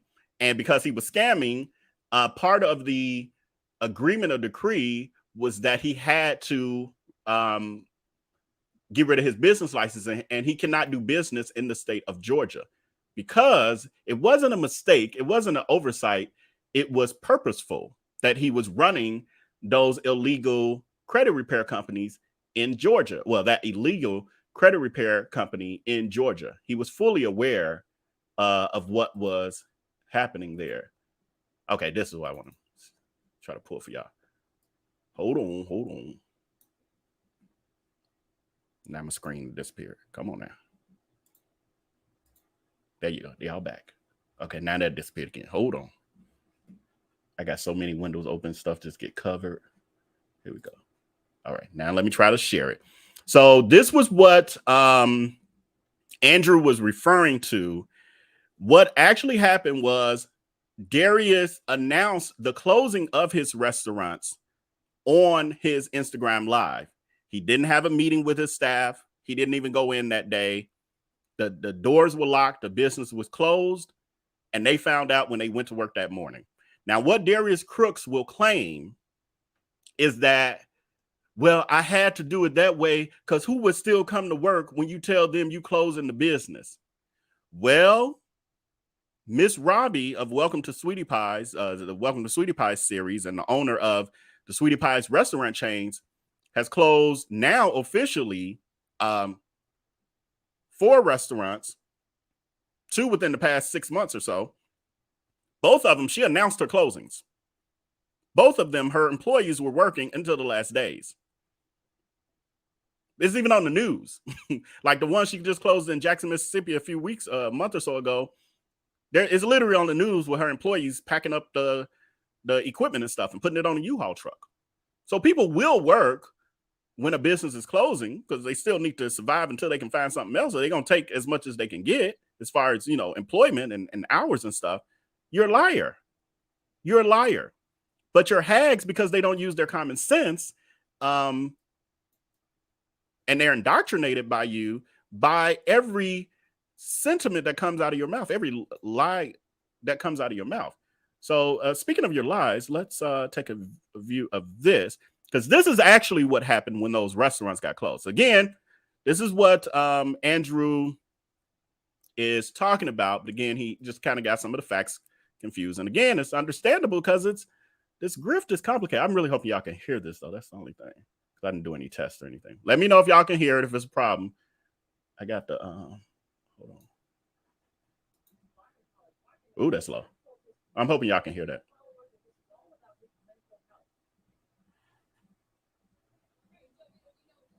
That's really low on my end. Can y'all hear that? Especially in recent weeks when he says it all took a turn right before he shut down these 3 restaurants.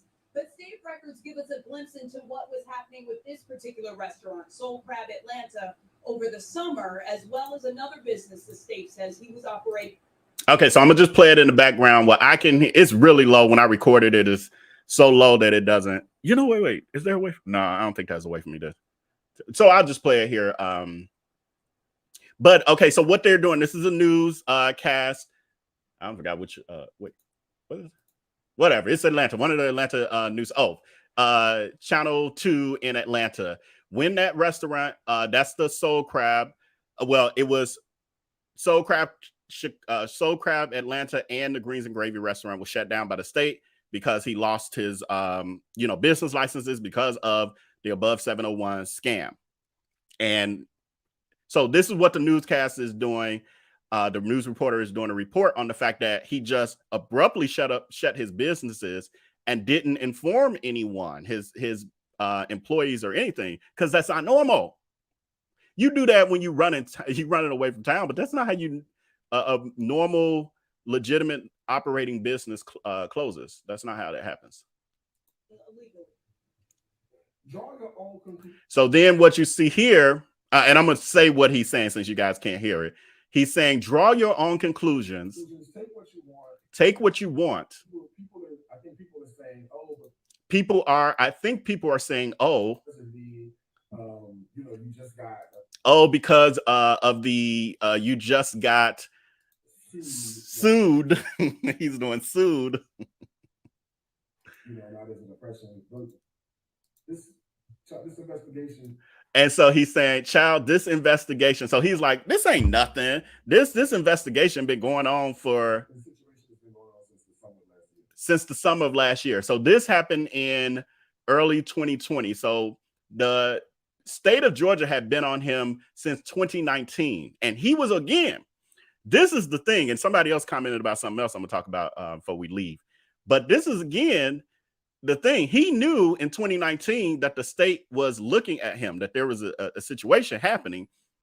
He on social media acting like ain't nothing going on. Remember, he's so transparent, though. He's so transparent. He ain't telling you that the state of Georgia is after him, and he's got to get his attorney to try to save his heirs. Oh, yeah. Thank you so much, Toby Starlight. I hate that I can't highlight y'all comments and all that. I can't do all the multitasking like that. But Toysby is saying with his meds. So, yes, that's part of the grift, too. Anytime Darius Crooks gets in trouble, he hasn't pulled it lately. Well, I'm not going to say surprising, but he hasn't pulled it lately because we've been calling it out since this, really. Every time Darius gets backed into a corner where his grift is fully exposed on a public level, he goes towards the mental health thing. He starts talking about taking anxiety medicine and all of these other things. He did that in Chicago when he scammed the hundreds of us. I just told y'all about that. When he ran off and disappeared, because he ran out in the middle of the day while people were at work and stuff. His roommate came home. Darius was gone. Most of anything he could pack in his car was gone, but he left like furniture and TVs and all of that kind of stuff. The roommate didn't even know that Darius was leaving.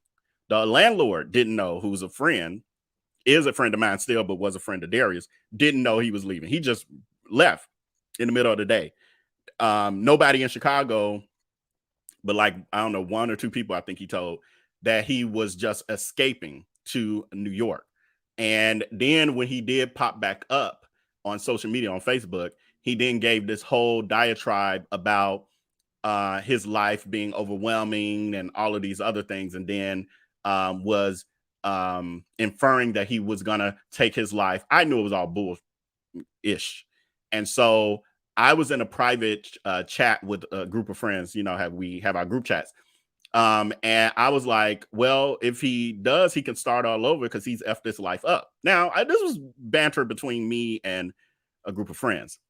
One of them was a mole, and I didn't know it at the time. I always knew I couldn't trust that person, really. And they went back and told Darius. So now the narrative, I'm sorry, IAmVellB had said all that. Forgot, I'm not Juanito. Velnito, I'm sorry. But anyway, Darius got wind of that, or got the screenshot, or whatever, however it happened.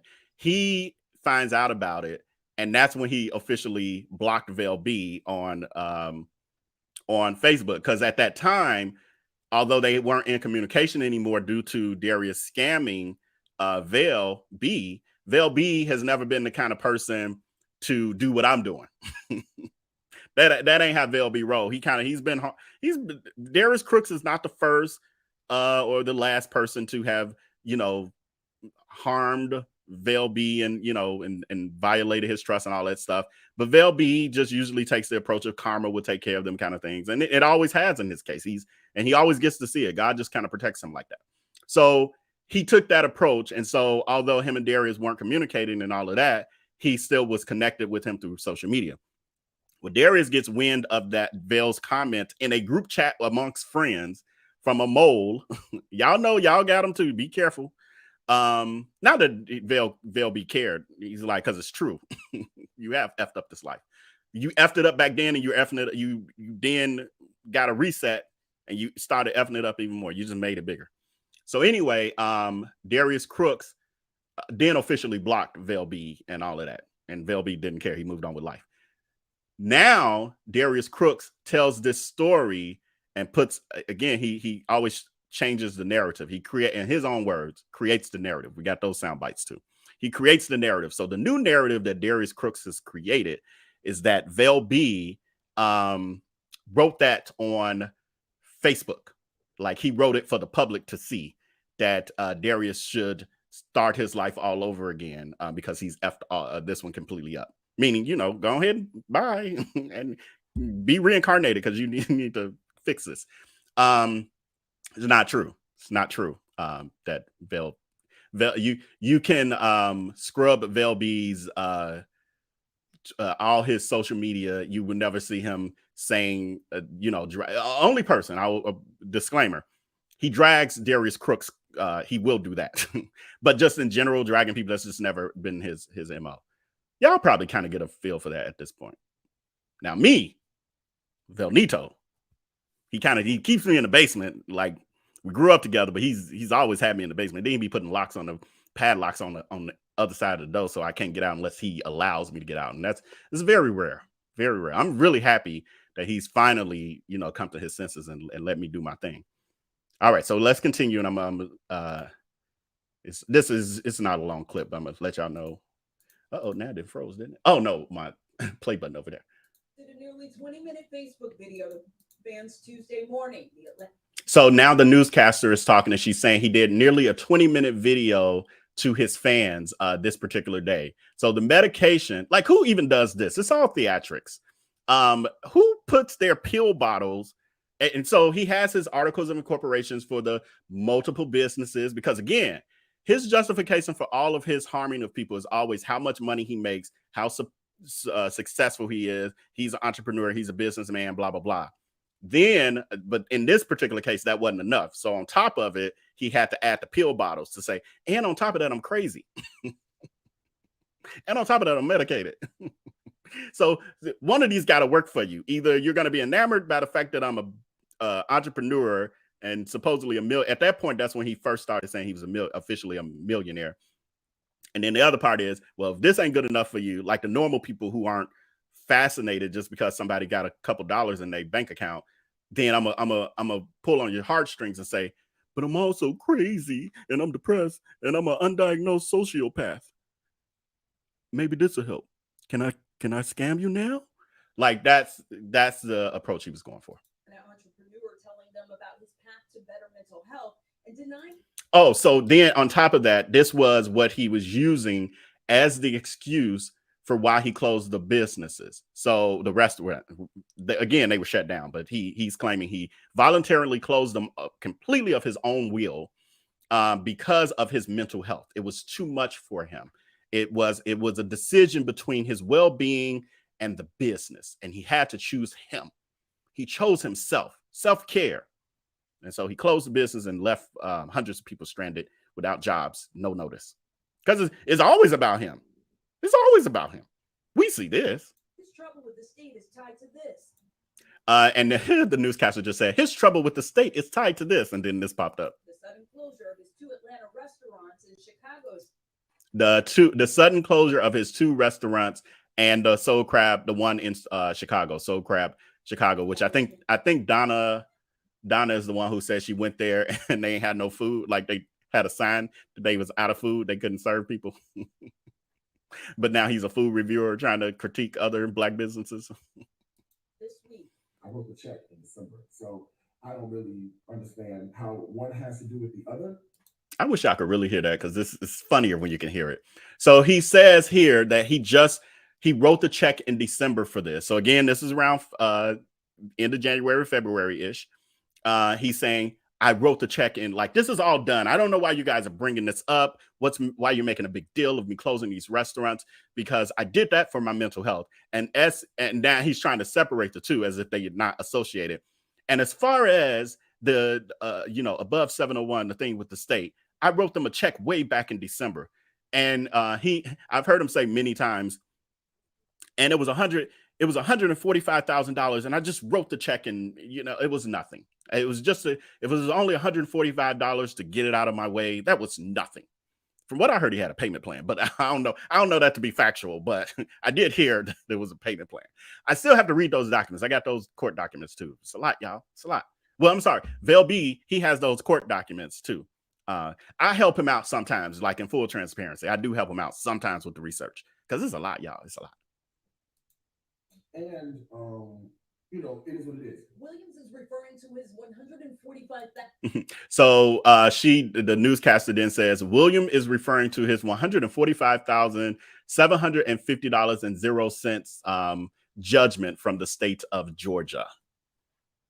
$1,000 settlement with the state, which is it was a settlement. She's saying. Accused him of operating an illegal credit repair business. Who accused him of this is what the newscaster is saying. The state of Georgia, who accused him of illegally operating a credit repair business in the state of Georgia. Where he accepted money before providing services. Where he accepted money before providing services. Or misled customers about how he could actually help them. Or misled customers about how he could actually help them. He still operates legally in other states in response to complaints saying some clients. He still operates legally in other states. Now, this was back then in 2021. Well, I can't say for a fact, but as to our knowledge, Courtney, you are funny. I wish I could click on that comment real quick for the screen. When I get to, I'm gonna start though. Courtney Witherspoon is saying #FreeVellNito. Let him out of the basement more often.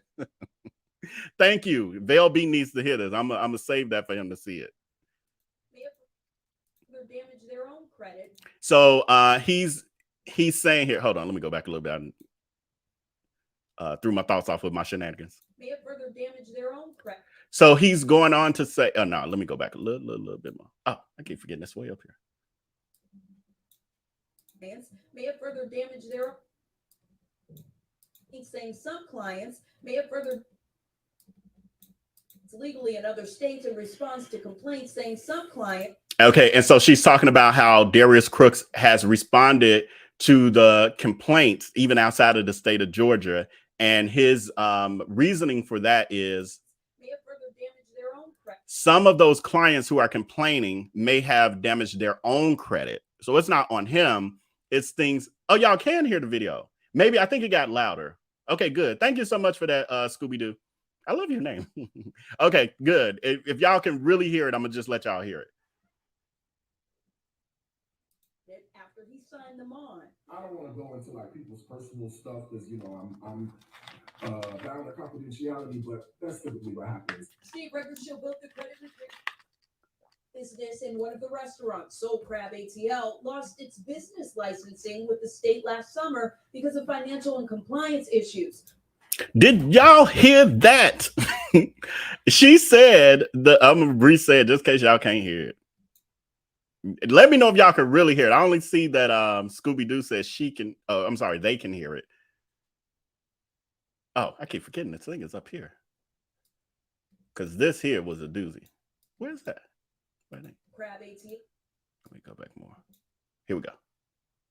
State records show both the credit repair business in one of the restaurants.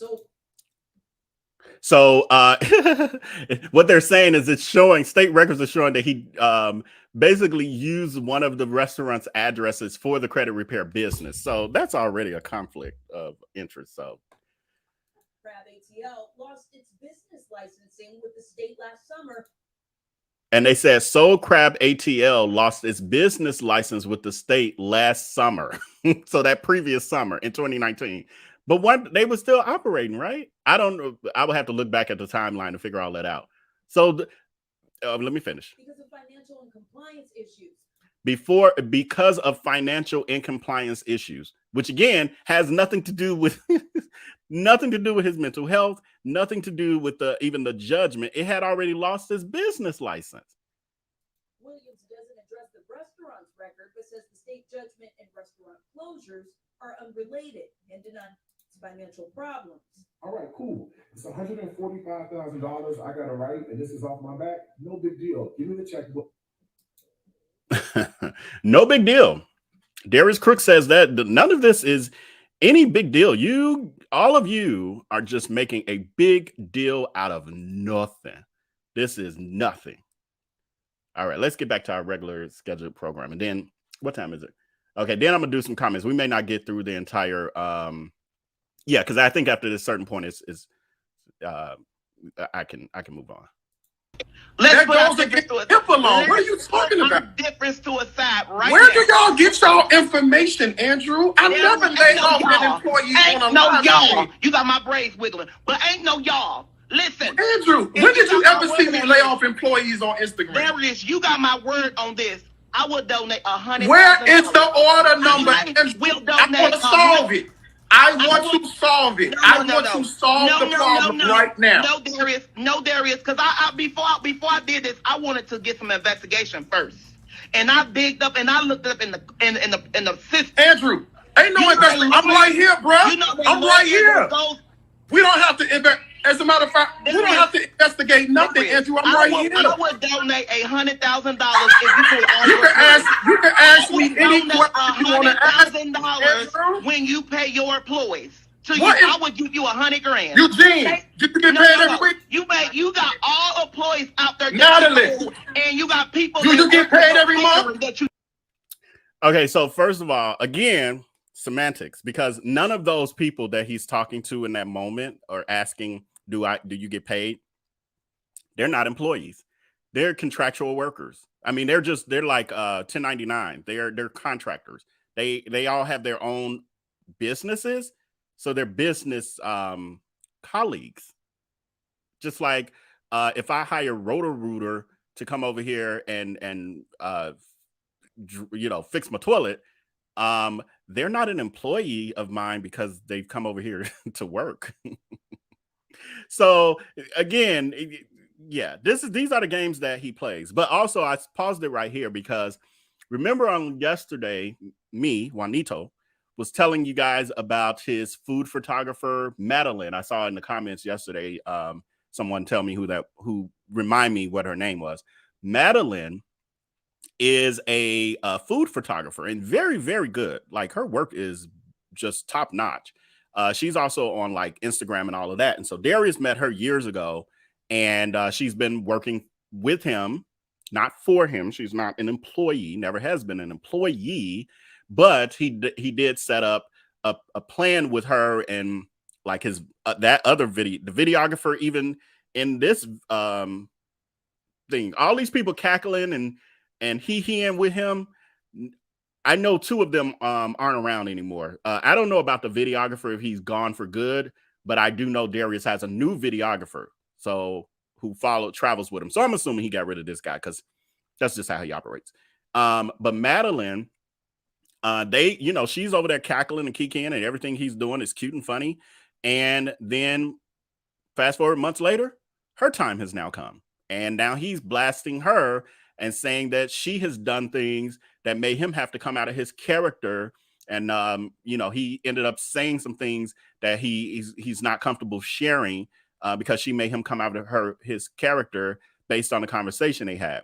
What we do know is that her business had become so very successful that she started working with Pinky, Slutty Vegan, who used to actually be a business neighbor of Darius Cooks when he had the Greens and Gravy restaurant. Her restaurant was on the corner of the same block, and he did some horrible things to her, so she don't F with him either.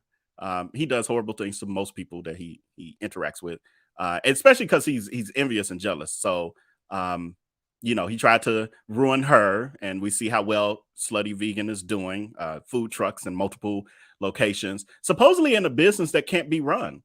It's funny how he's attributing like you can't find good workers and his people were the reason why his business failed, not his incompetency with human interactions and being a sociopath and a predator.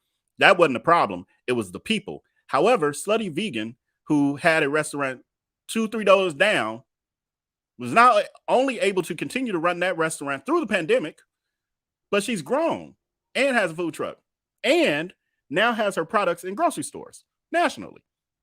And some other stuff she got going on. I don't follow her like that, but she got some other stuff going on I've heard about.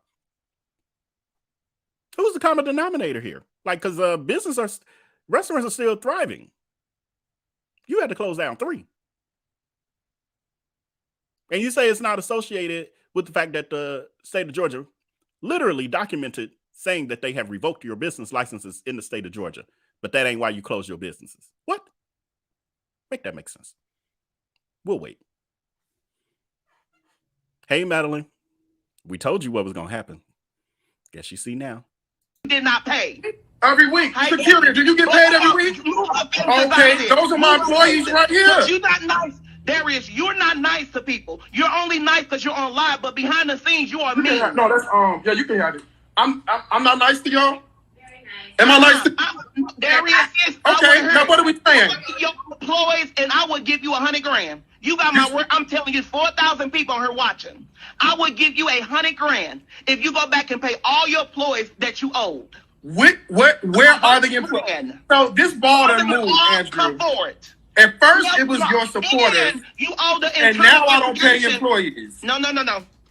You owe the IRS from paying your employees when you didn't pay your employees. And I got. How do you owe the IRS through paying employees? Well, not the IRS. You owe somebody for payroll protection, for whatever you got. Okay. It's something. Do you want me to explain? You do owe them. Can I say one thing to you real fast? Yes. Okay. If you know how federal taxes work from an employer standpoint, the employee pays their withholding tax. Can I finish saying this? Can I finish saying $10,000 from Can I finish saying it? Can I finish saying it?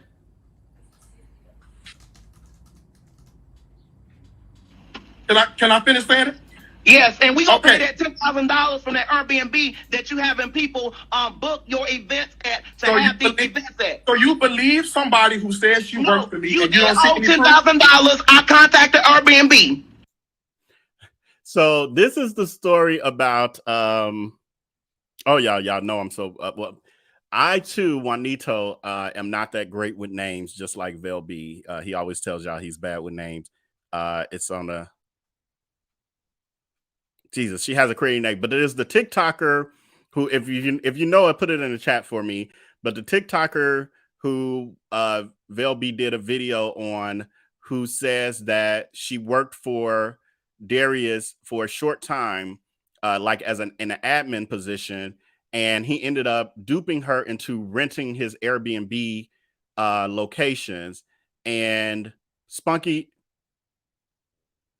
Brewster, I think was her name. Spunky Brewster. I think it's something like that. So she ended up getting the Airbnbs for him because he claimed that he was having some problem. He couldn't get in his account or some other. It was a grift. It was him scamming her. Anyway, she ended up doing a TikTok video when he was getting blasted. And she said, I personally had experience with him too. And he ended up getting me in trouble with $10,000 with Airbnb because he trashed the house after she had quit. And she told him don't use her account anymore. He still used it before she completely, blocked him out. And she ended up getting an email from Airbnb that a homeowner was trying to get $10,000 out of her for their house being destroyed by Darius Cooks having one of those dining with diarrhea events. And so this is what Andrew has brought up, is that video that VellB did because he's a watcher, because Andrew's a watcher. And so Darius Cooks is now trying to say, how you know she worked for me? You just believe in anything? What proof she got that she worked for me? Again, nobody's walking around with the Library of Congress of predatory receipts that we have on you.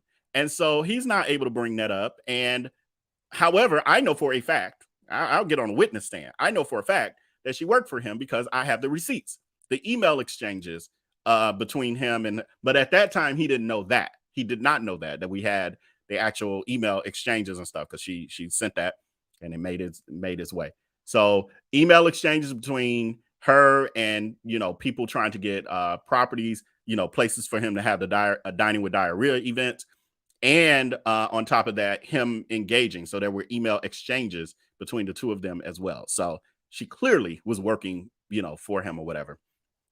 But again, that's the grift.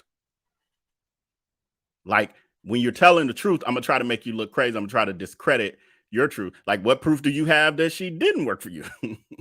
We got proof she worked for you, though. Can I finish saying it? Can I finish saying it?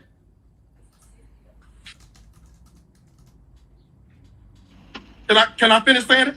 Yes, and we gonna pay that $10,000 from that Airbnb that you having people book your events at have these events at. So you believe somebody who says she worked for me? You and you don't see any $10,000. I contacted Airbnb.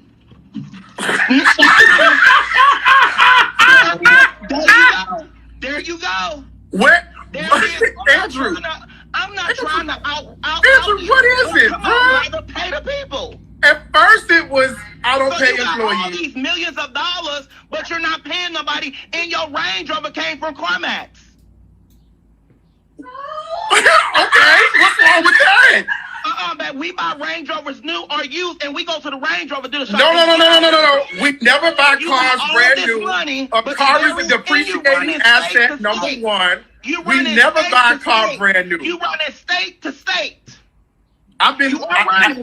You own all these cars. I'm on tour, Andrew. I'm on tour. What do you mean I'm going state to state? When you wasn't on tour. I was in Atlanta the whole time. What are you talking about? Atlanta people is running you out of there. They've been knocking at your door. They found out where you live, and you about to move from Atlanta. You finna move from Atlanta, right? I sold my house because I made $300,000. Darius, you are a liar now. I'm calling you a liar. Darius, you a liar now. I like you, but you gotta pay my supporters. They are inboxing me like crazy, Darius. Where's the order? That's not right. And this is not comedy. If anybody on here laughing is supporting this, you crazy. Where's the order number? People, and I just told you, Darius, it hurt my heart.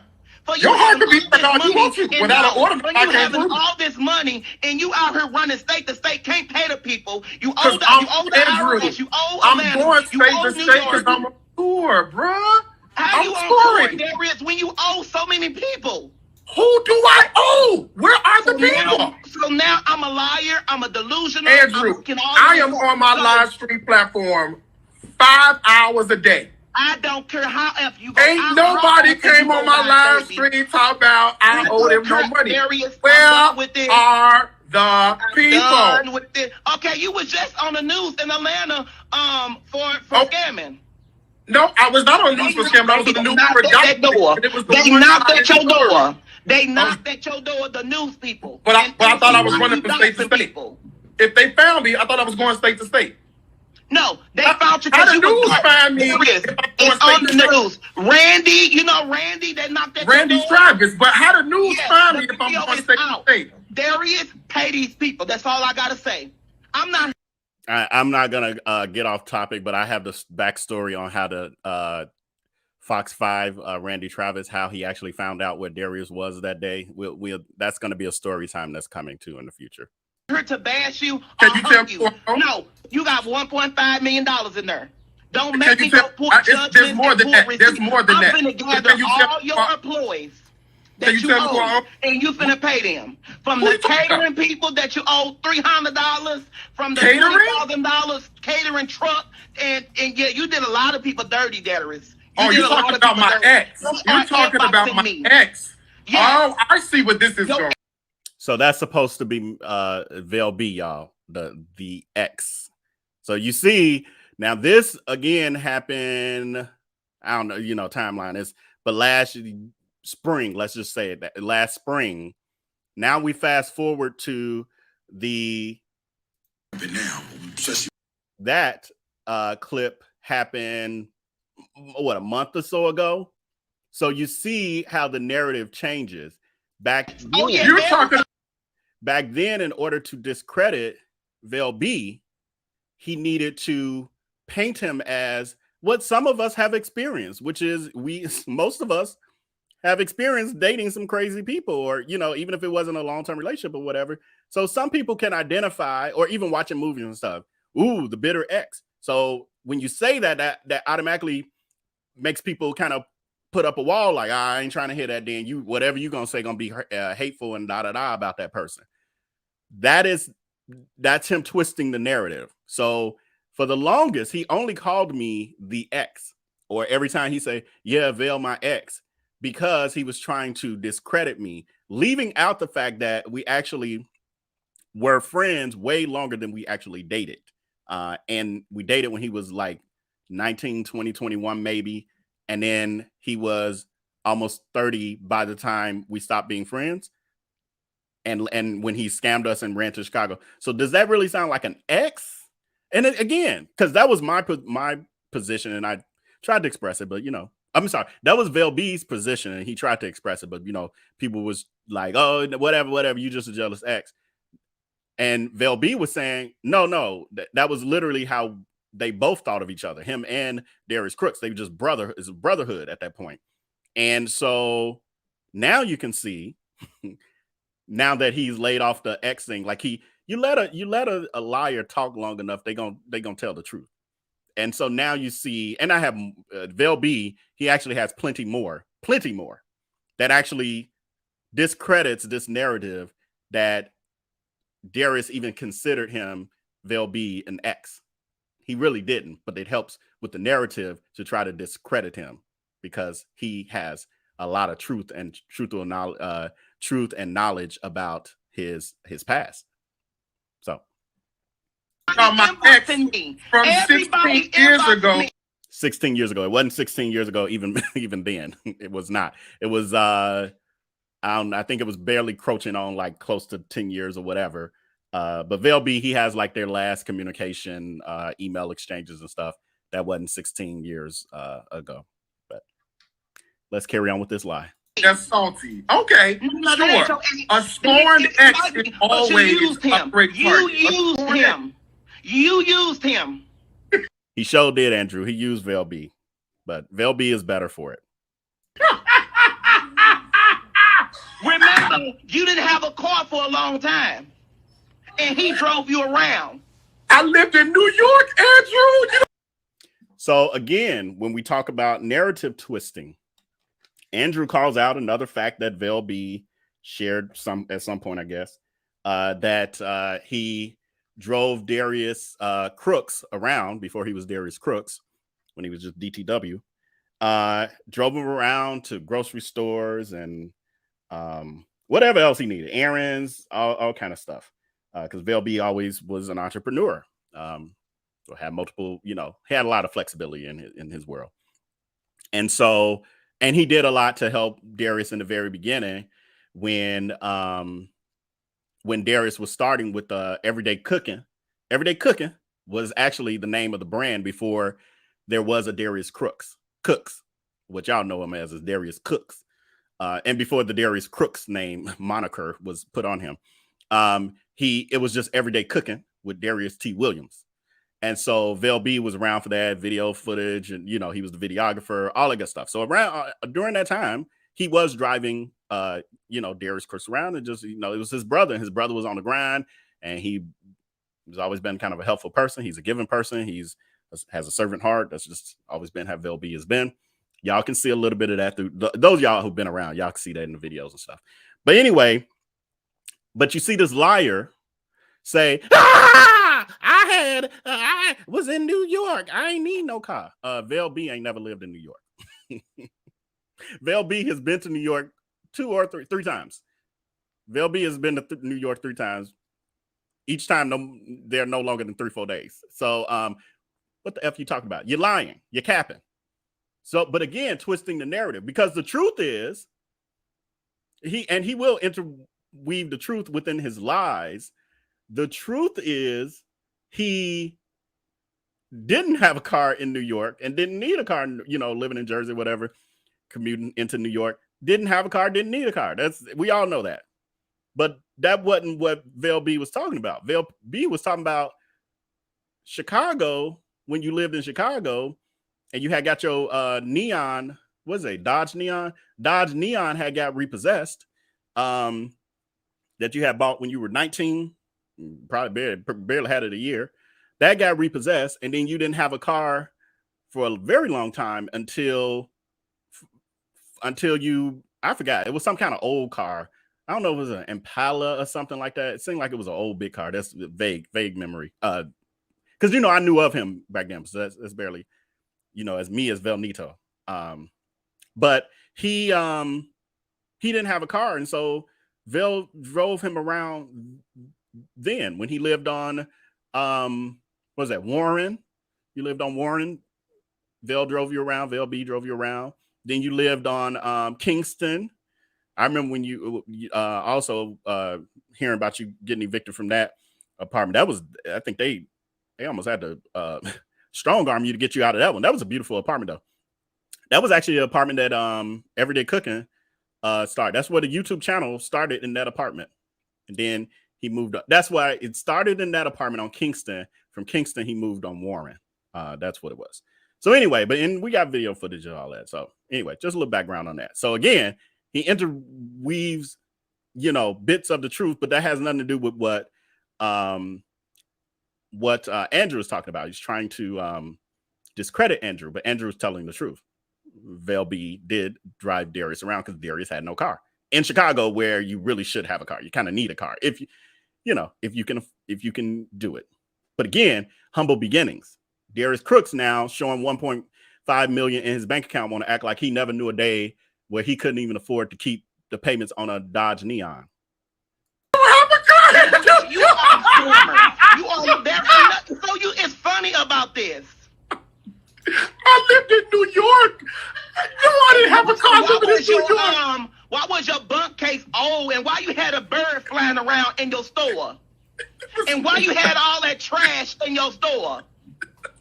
What store did I have? Darius, now I have an order number. So again, because Andrew doesn't have all the pieces, what store did I have, Andrew? Well, you had the Cupcake Gallery. That's a store. That was a storefront. Also, Uptown Pies, which was located in the Cupcake Gallery. It was the same place.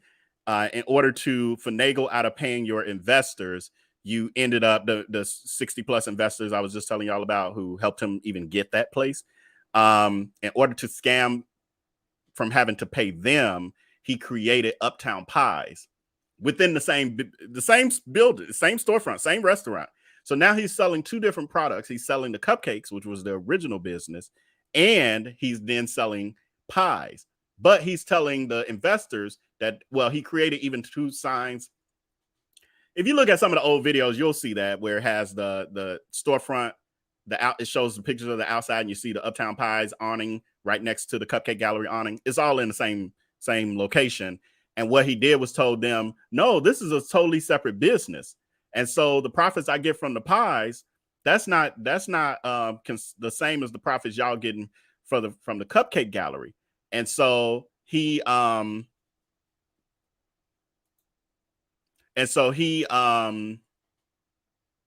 that's crazy. These people are crazy. But he ended up, that was his way of trying to get out of paying them. And then what he was telling them is that the Cupcake Gallery wasn't even producing a profit. And then, he was blocking them and ignoring them.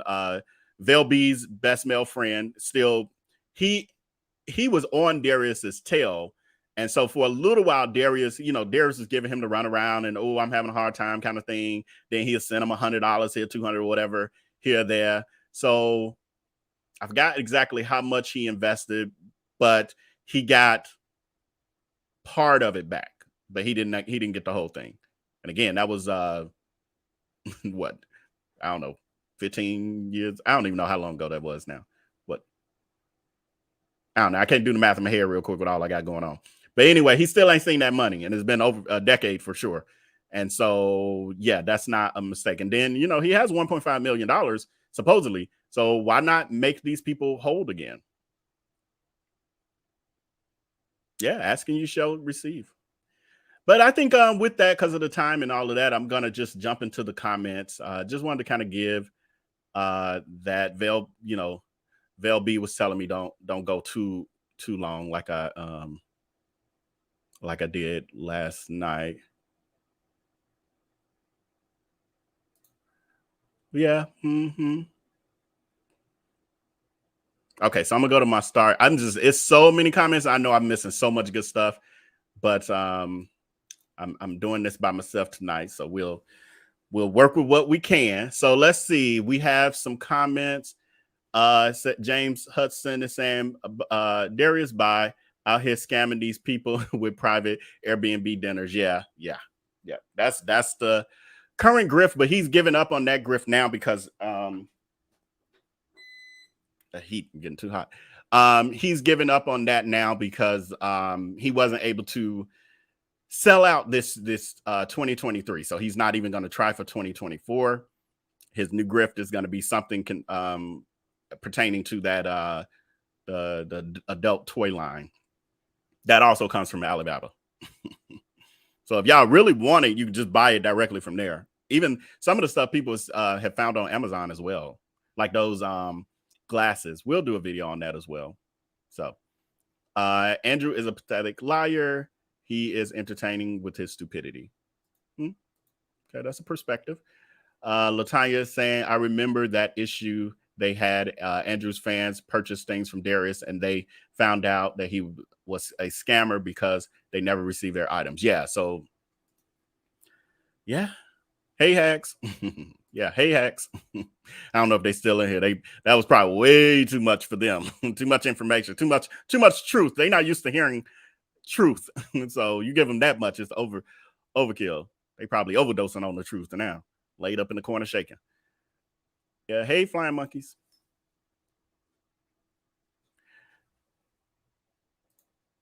You always have the funniest still photos of him. Like that one. That one.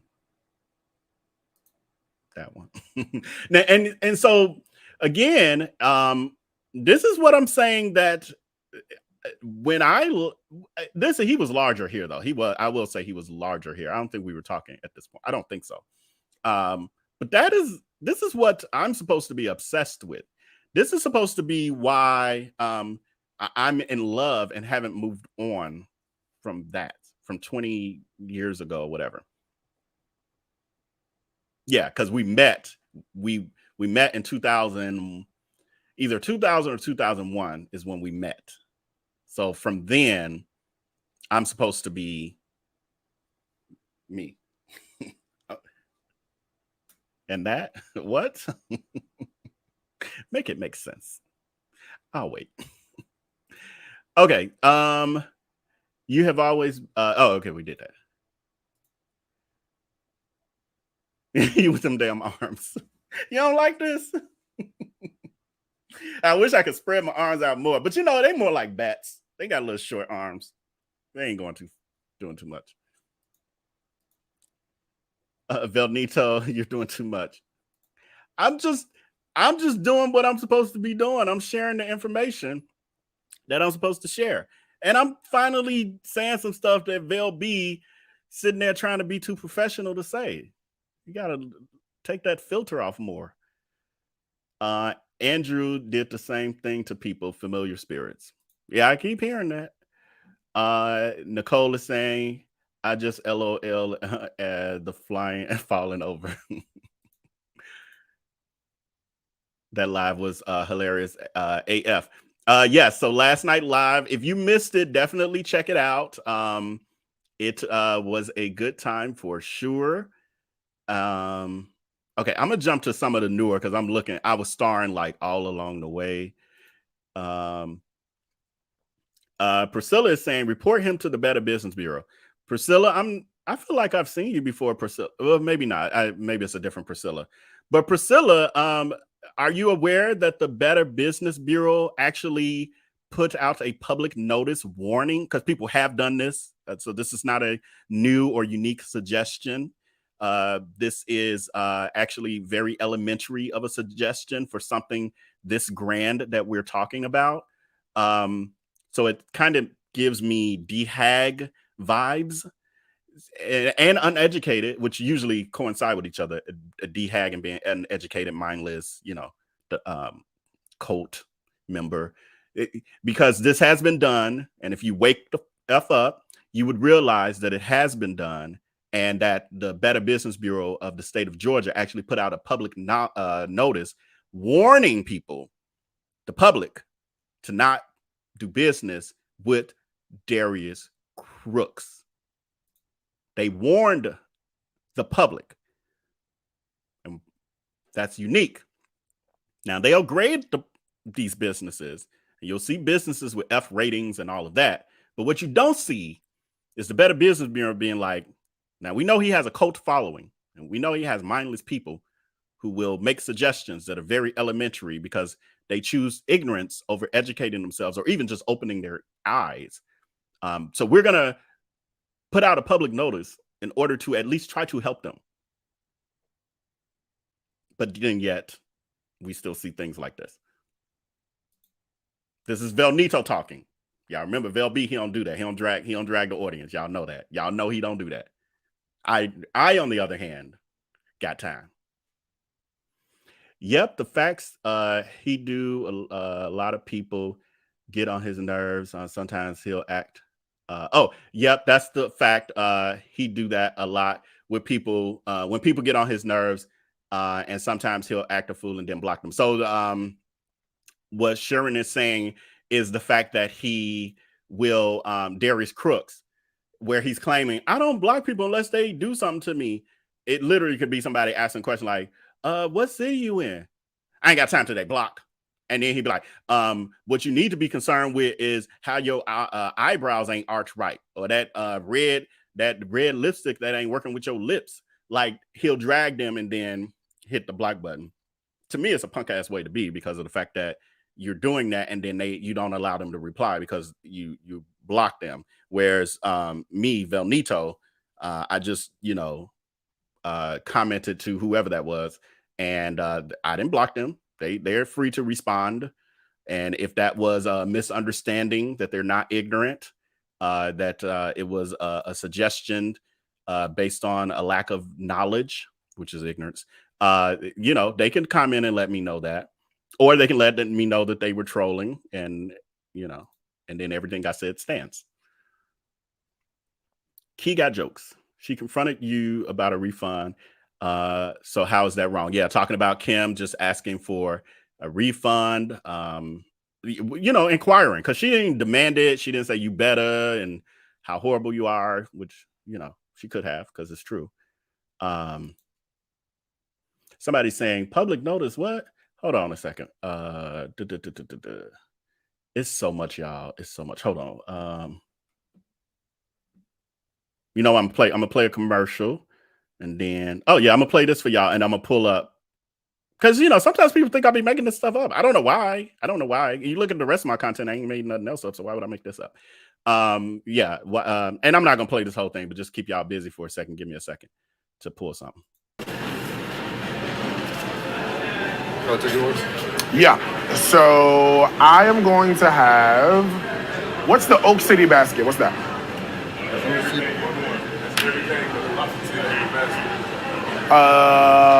What happens if I don't like oysters, if I get the Oak City basket? Can we substitute with something else? I don't think we're supposed to substitute. You don't think you're supposed to substitute? Yes. It's like my third day. Your third day. Gotcha.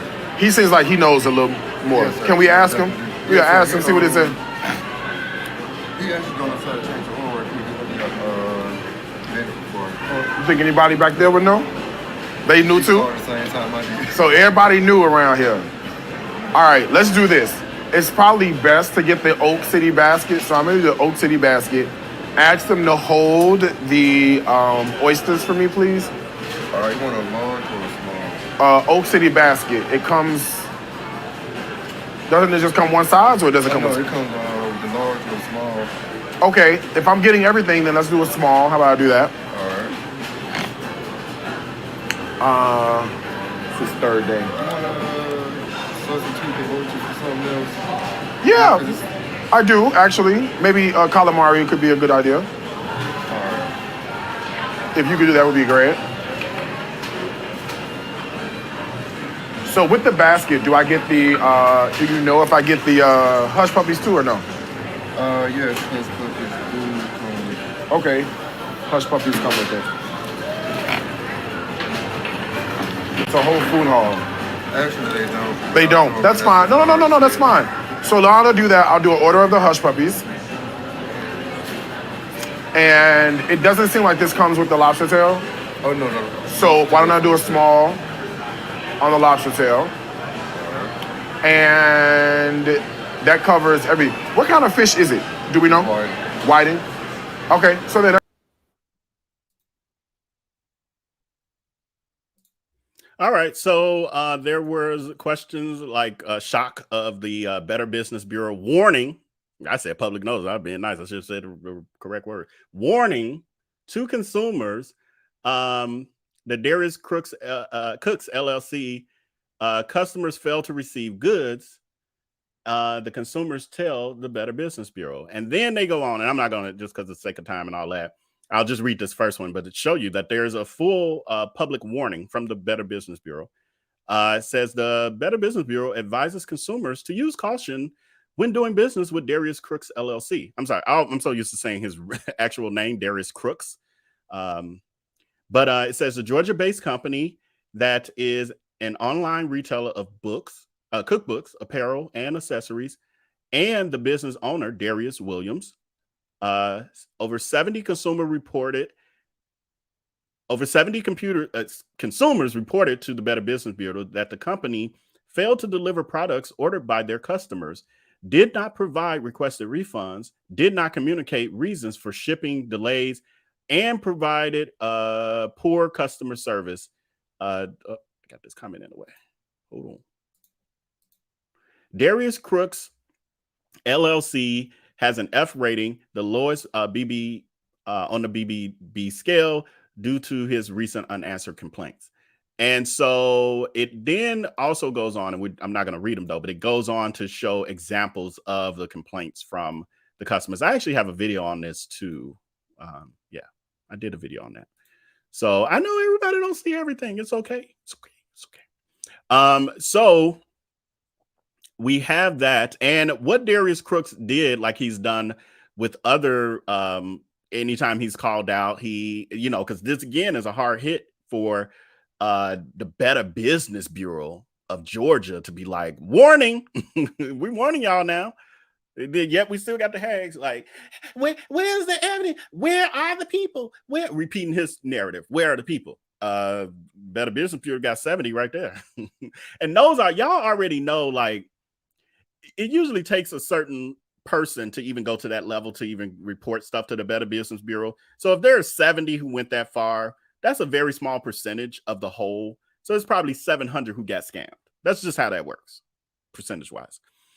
So anyway, he ended up creating a t-shirt line for that as well. Remember last night I was telling y'all that he created the Queenish and Kingish t-shirt line. And when I was telling somebody that story earlier today, they were like, doesn't somebody else have that t-shirt line? And I was like, the funny thing is it did sound familiar, but I wasn't deep thinking because, so many layers to this scam pirate. I can't focus on everything. But y'all let me know. Y'all look it up and let me know if y'all see any other brands with Queenish and Kingish, because he probably copied that too. I wouldn't be surprised because that's what he does. But anyway, what he did was he created a t-shirt line. This is the Queenish t-shirt line. He created that for Juanito. When the Better Business Bureau called him out, he created a BBBD's Nuts t-shirt and hoodie line too. And guess who bought it, y'all? The hacks. The Better Business Bureau, an organization dedicated to protecting consumers, has warned you about your predatory leader, cult leader. And your answer is, they haters, they going on gossip. What? The Better Business Bureau? Okay, maybe. Okay, fine. I'm gonna let you go with maybe the Black Enterprise for some reason, some odd reason with this particular person decided to become a gossip blog or gossip magazine for this one article. Okay, I'm gonna give you that one.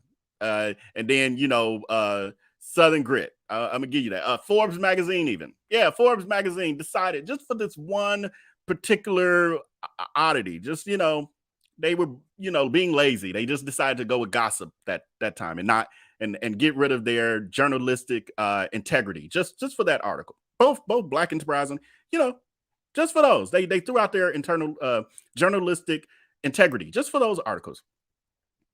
The Better Business Bureau, though, y'all. Literally, they built their foundation on protecting consumers. So anyway, he created, I don't have that here, that screenshot here, but he created, wait, which one is this? Oh, so he created the Better Business Bureau, the BBBD's nuts. They were buying them. They were buying those t-shirts because it's like, ooh, they trying to call you out. I know how to get them. Let's prove to them that you're rich. So we're going to give you money. We're going to give you our money. So then, and remember, these are drop ships. So he actually does not deliver these. So they get these. And then I got my t-shirts. Well, that's because he's not handling that. Then the other thing was that when the narrative of him being a scammer really started to take off, all the public attention around it. Again, he's a stunt queen and he's a good marketeer in that sense. That, well, I mean, it's kind of basics of marketing, to be honest. Like he tries to own the narrative that has been put out there. Once he sees that it's starting to build up, you know, some momentum. And so he had t-shirts saying "Sue me or shut up." Again, he's a slippery snake. It's not just, for one, who's going to sue him over, you know, $50. Kim is out of, you know, $600, but the effort and the energy that it would take to go to court to try to get that $600, she'll spend more in time and effort and in emotional pain and suffering than that $600, than to just kind of go on, try to move forward and have people, you know, who have a heart and have tried to, you know, send, you know, love offerings and all of that stuff, and just using it as a lesson learned. Same with me. I mean, he owed me thousands, but it wasn't worth it in the end. I did consult myself, and I'm sorry, IAmVellB did look into suing Darius over the food truck thing, because he literally just straight up stole money and forged signatures and stuff. So they did, him and the other business partner did look into an attorney. They consulted one, and the attorney was telling them, for one, it was a $3,000 retainer, and maybe he owed them maybe 10 grand each or so, something like that. So maybe 20 grand. So they would have had to pay $3 grand just as a retainer. That's not for the whole thing. And then on top of that, then you got to chase him down, because at that point he had disappeared. He had run off to New Jersey. They didn't know it at the time. They didn't know where he went. They just knew he had escaped Chicago. Had left his business, the Cupcake Gallery and stuff, just walked away. He walks away from all their grifts, their Ponzi scheme. So that's what scammers do. They just walk away from them. They don't shut them down properly. What was that? Carolina Pound Cake Company, the more recent scam from a year or so ago, when that place, he just walked away from it. There's somebody who went there. They have video footage of how he just left all the pots and pans and all of that stuff. It's just there. Yeah. So, so that when he says sue me or shut up, it's not always a viable option, especially, and even me talking about a situation that was nearly maybe 20,000 wasn't worth it in the end, because we had already lost that money, and it was like, why put in more money? Because for one, you had to chase him down, try to get him served. We had no idea where he was. They had no idea. IAmVellB and the other partner had no idea where he was. The other piece is we're talking about back then. Want to remind you that we're talking about this Darius Crooks before the side profile pic. That one, they had no money. That one was broke. That one had filed 3 bankruptcies or whatever, and was getting evicted constantly and didn't have a car at the time. No, he had a car at the time. He had a car by then. He used some of the money he had been stealing from the food, from the Fresh Go scam and all that to buy a vehicle and stuff. So anyway, the sue me or shut up, that's, but that's the flying monkeys. Why y'all don't just sue him? Sue him. Get some education, learn the law, get some common sense. Oh, it's right here. You know what? It's so small that y'all can't really see it, but this, oh, y'all can't see what I'm pointing at either. Nope. The one at the bottom right in the black shirt, that one says BBBD's nuts. And then you see him trying to own the scammer. So like, you know, excuse me, y'all. The hags will say, ooh, I just left dining with diarrhea and it was the best scam ever. Thank you so much for scamming me, Darius. I can't wait till the next time I get scammed. Or they done bought some pots and pans and or dildos and Dutch ovens, and they like, ooh, I just got 60% off of something you mark up 600%. Thank you so much for scamming me, Darius Crooks. I can't wait to get the next scam. In reality, you are getting scammed. The joke's on you. The joke is really on you. So anyway, this other t-shirt, so that's him trying to own the scammer name. So as I've said before, I'm sorry, VellB said before, this is only our second time talking. As VellB has said before, it's almost like the N-word, how at a certain point, you know, Black people kind of took ownership of that word and started using it as terms of endearment and all of that to take the power away from the people who were saying it as a derogatory thing. Well, that's what he's doing with scammer, because scammer is not a flattering word to be called. It's actually offensive. It's actually hurtful. But in order to flip the narrative, he did what people do with the N-word. So now, Darius Cooks is my favorite scammer. It's kind of genius in a way, you know. I mean, it's basic marketing stuff still, but this one says at the bottom, it's small for me too, but this one says something about scamming is a vibe. It's literally him admitting that he's a scammer, and they're just like, oh, can I get that shirt in red too? The scamming is a vibe. Or I've been scammed by Darius Cooks. Like,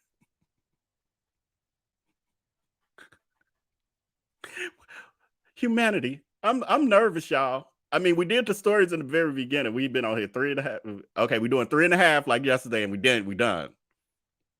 VellB don't like when I go over. VellB really like the 2-hour mark max. So he gonna probably be yelling at me after this. Y'all let him know if you know that it's, you know, defend me, y'all. Defend me. So anyway, okay, I'm gonna move it along because I hear you. Damn. I mean, we got to tell them stuff that you ain't been trying to tell them in all this time. Damn. Okay, and then this was the one that was related to the Andrew Caldwell. So again, Crooks, the grift is he saw this as a marketing opportunity because it was getting so much attention. It had started going viral on the Shade Room and all of that other stuff. And so he saw it as and on top of that, he's trying to do damage control. So he turns it into a t-shirt saying, "Where's your order number? Delivered." So when he does this, it's supposed to hurt the person that he had the conflict with. So in this case, it's supposed to be hurting Andrew because he's been able to scam and grift his own, meaning Darius Cooks has been able to scam and grift his own followers. And that's supposed to hurt the person he had to beef with. Like, he's like, look at him. How dare he come at me? I got this t-shirt for y'all. And then they like, see, we finna make you richer to prove to them that you're not a scammer. What? Wait a minute. You're making money off of our mindlessness. And then when you get called out, then we give you more money. Wait a minute. Like, it never adds up to them, though. It never adds up for them. You gotta love it. I tell y'all, it's a case study, though. It truly is. It's a case study. Okay, so I'm gonna do some comments and then I'm gonna get out. I hear you. Damn. Okay, I'm gonna do some comments and then I'm gonna have to let y'all go because he all antsy. He's talking about I ain't even eat dinner. He's talking about all he had was a bowl of cereal. That ain't my fault. Okay.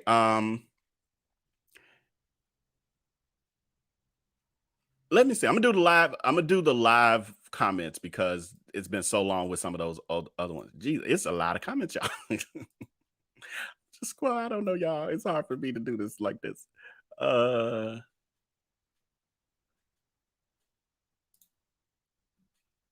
Yeah, it's hard because y'all talking to each other and all of that. They found him at a Verbo, I thought. Yes. So so this was part of it too.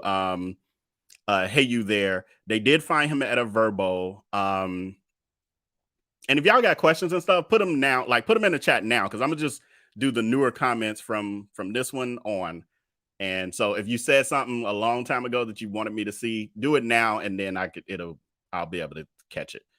But yes, he was originally renting at the Airbnbs and or the Airbnbs as Andrew calls them. But he did lose that, and Randy Travis at Fox Atlanta was able to verify with Verbo. They did confirm that Darius had been suspended from Airbnb. Darius claims, it's just made up. It's just made. Randy Travis, Fox Atlanta, like a veteran news reporter, award-winning, making it up because of Darius. Like, why would he hate Darius? He don't care about Darius. Darius said that he only did the story for clicks and views because he doesn't have a large. So Randy Travis doesn't have a large social media following, so he wanted to get more engagement. So that's why he made up this stuff about Darius. And they bought it. I mean, I could see them buying it for, buying that BS for somebody at my level. I get almost, okay, I'm like, okay, I get that to y'all. Y'all don't know of me. The public doesn't really know me like that. So if he puts that on me, that I'm just doing it for clout and trying to grow off of him, because I was even smaller back then. He didn't grow this channel. Trust me. Again, this is the house that Sweetie Pie has built. This is the channel. Well, this one over here is the channel. Well, hell, both. Because of Welcome to Sweetie Pies and the Tim Norman trial is what made me be interested in doing true crime, which is a part of our Reality Chronicles channel. Darius Cooks is like a blip on the map of this channel, like when it comes to video views and all of that. He ain't nan one of his videos hit no hundreds of thousands of views. And I have many videos who have hit hundreds of thousands of views. So anyway, moving on. I don't know, Toys B Starlight, at what point I was at when you said, yes, I need to hear. I kind of vaguely remember seeing that when I was saying something. Now I can't remember. That's on me. I can't remember. Hey, well, we've been talking anyway. I've been reading your comments. Narcissistic AF, if you know, you know. Yeah. And some people don't know how to identify it. I've just unfortunately had so many experiences with narcissists. I think on some level, I honestly think it's part of my personality as a server who makes it where takers are attracted to that. And so I've ended up in a lot of situations with narcissists. And then doesn't help that, I grew up with one. Not gonna drag my parents, but not my mom, but what? Anyway, saying too much. I've had a lot of experience from a very long time. Now that I can identify it, I know. And I wasn't saying that my mom was that person. For clarity, was it Benito that gave Fox the tip? No, it wasn't me who gave Fox 5 the tip. It actually it was Darius Cooks himself trying to be braggadocious and be big and bad on the internet, trying to go back and forth with Natalie Lawyer Chick. So some of you know Natalie Lawyer Chick, the YouTuber. She's actually a real attorney, defense attorney, and she has a YouTube channel, and she started covering Darius as well. And he then started trying to harass her, and the hags were harassing her as well on Twitter and stuff. And so there was some back and forth, and she was saying, well, they trying to serve you, blah, blah, blah. And he was like, well, they trying to serve me. Everybody keeps saying somebody trying to serve me and this and that. Quit talking and do it. And she's like, well, where you at? So him being a smart ass gave his address of the Airbnb that he was currently at that night for the Dining with Darius event. And so word spread to the correct people who were behind the scenes. And it was like, boop, boop, boop, boop, boop.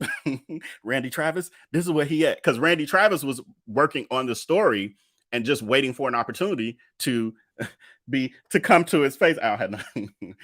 Do my water bottle. Coming to his face like, Darius, do you have anything to say about the allegations of you being a scammer and having these illegal events? And then he's like, I'm going to call my lawyer.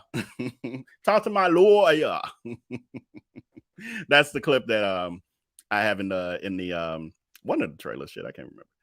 Wait, let me see. Is this one here?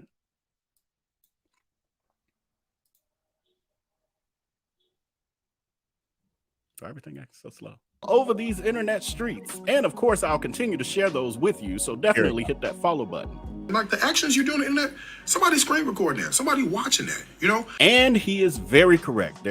That was Randy Travis segment 2. I think that was the second one because Randy Travis did, I think, 2 different newscast segments on him.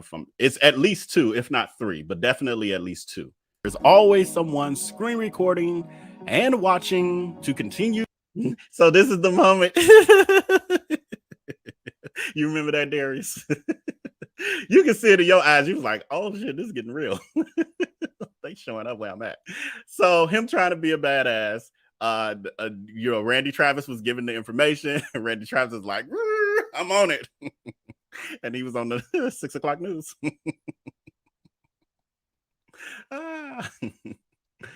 You gotta love it. Quit playing people's face. Quit playing at people's face. Yes, it is for sure. It is a dumpster fire. Lord have mercy. Yes, Scooby-Doo. Andrew did do his homework. Unfortunately, I'll give him a C+. He really got a C in understanding. I give him a plus because of the effort he put into it. And he really was going hard with what he thought he knew. So I give him a C+.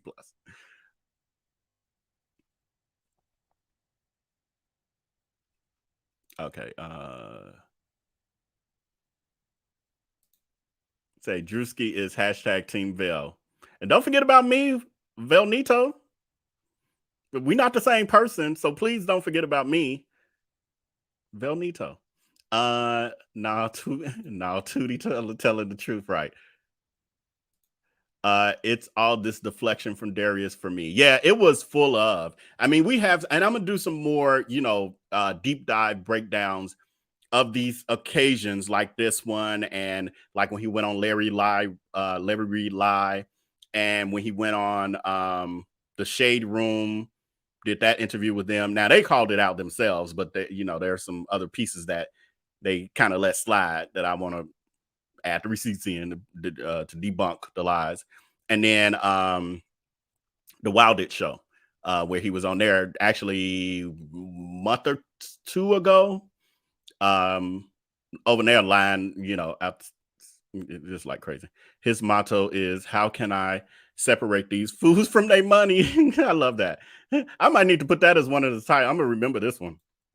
Well, when I rewatch, I'm gonna jot this down in my notes. This might become one of a title of a video or something, or a chapter of a video. It says, what is his middle name? So meaning Darius T. Williams, you want to know his middle name is Travoy. Travoy. Was it? Off the top of my head right now, I'm tired now, so I can't spell it on the top of my head. But it's Travoy. But choice B, I mean, it could be travesty too. Darius Travesty Williams. I love y'all. I'm writing that down too. Darius, take your money, Crooks. I love y'all so much. Who get a Dodge Neon repossessed? It was a cheap car. Yeah. That was the car he had when I met him. He had a Dodge Neon. Treasonous. Darius Treasonous Williams. This is a marathon read tonight. Well, that's what I do as Venito. So anytime you see me appear, just know that my approach is a lot.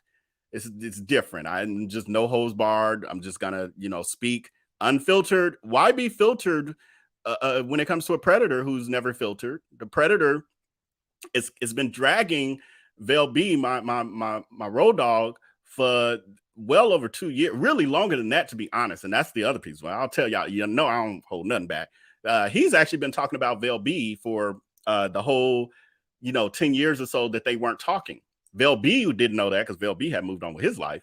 But Darius Cooks, y'all already saw how enamored he is with IAmVellB and how he longs and yearns for their previous relationship before his sociopathic behavior ended it.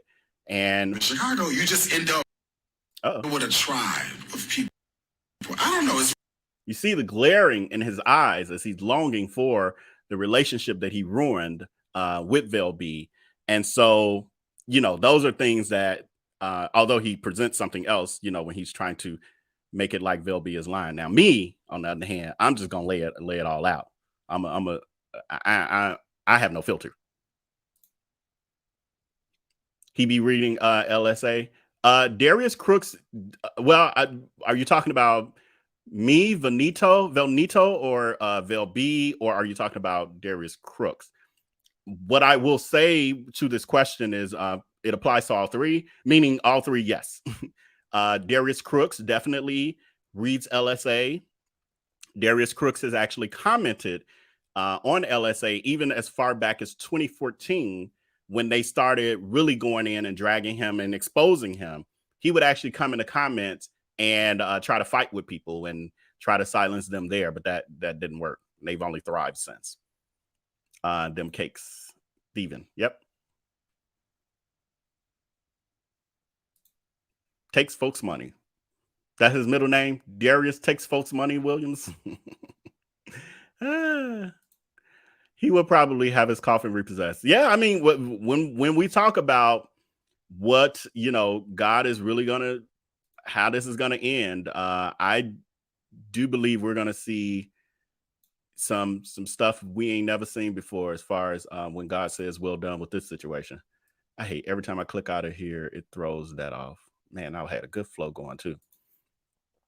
Nicole, you're here for Vel and Velnito. Thank you. Because what we don't want to happen is what happens with Darius. And Vel ain't that type. IAmVellB, he not that type. But Darius Cooks never likes anyone else to get any shine.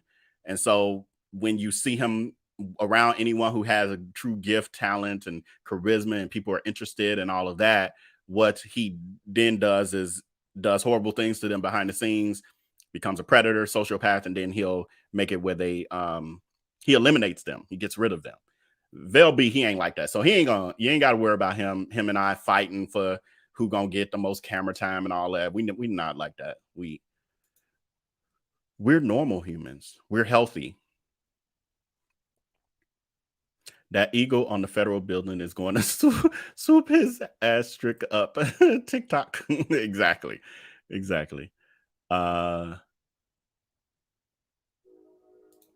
Darius is like Satan. He comes to ill, steal, and destroy. Get back, Satan. Stay under my feet in the name of Jesus. Amen. Amen. Okay, I'm gonna do a couple more at the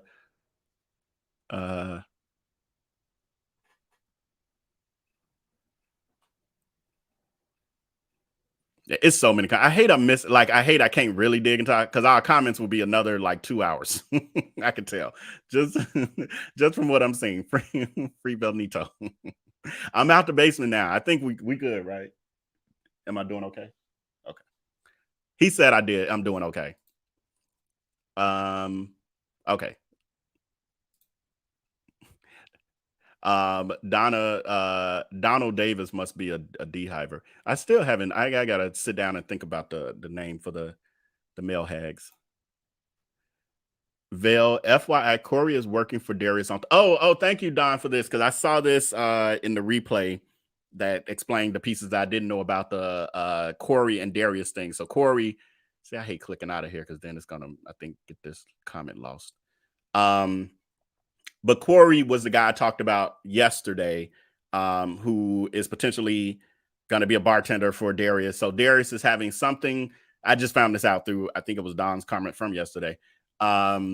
that Darius is having something in Chicago on Thanksgiving, and it's a one-time occasion, and Corey is going to be the bartender.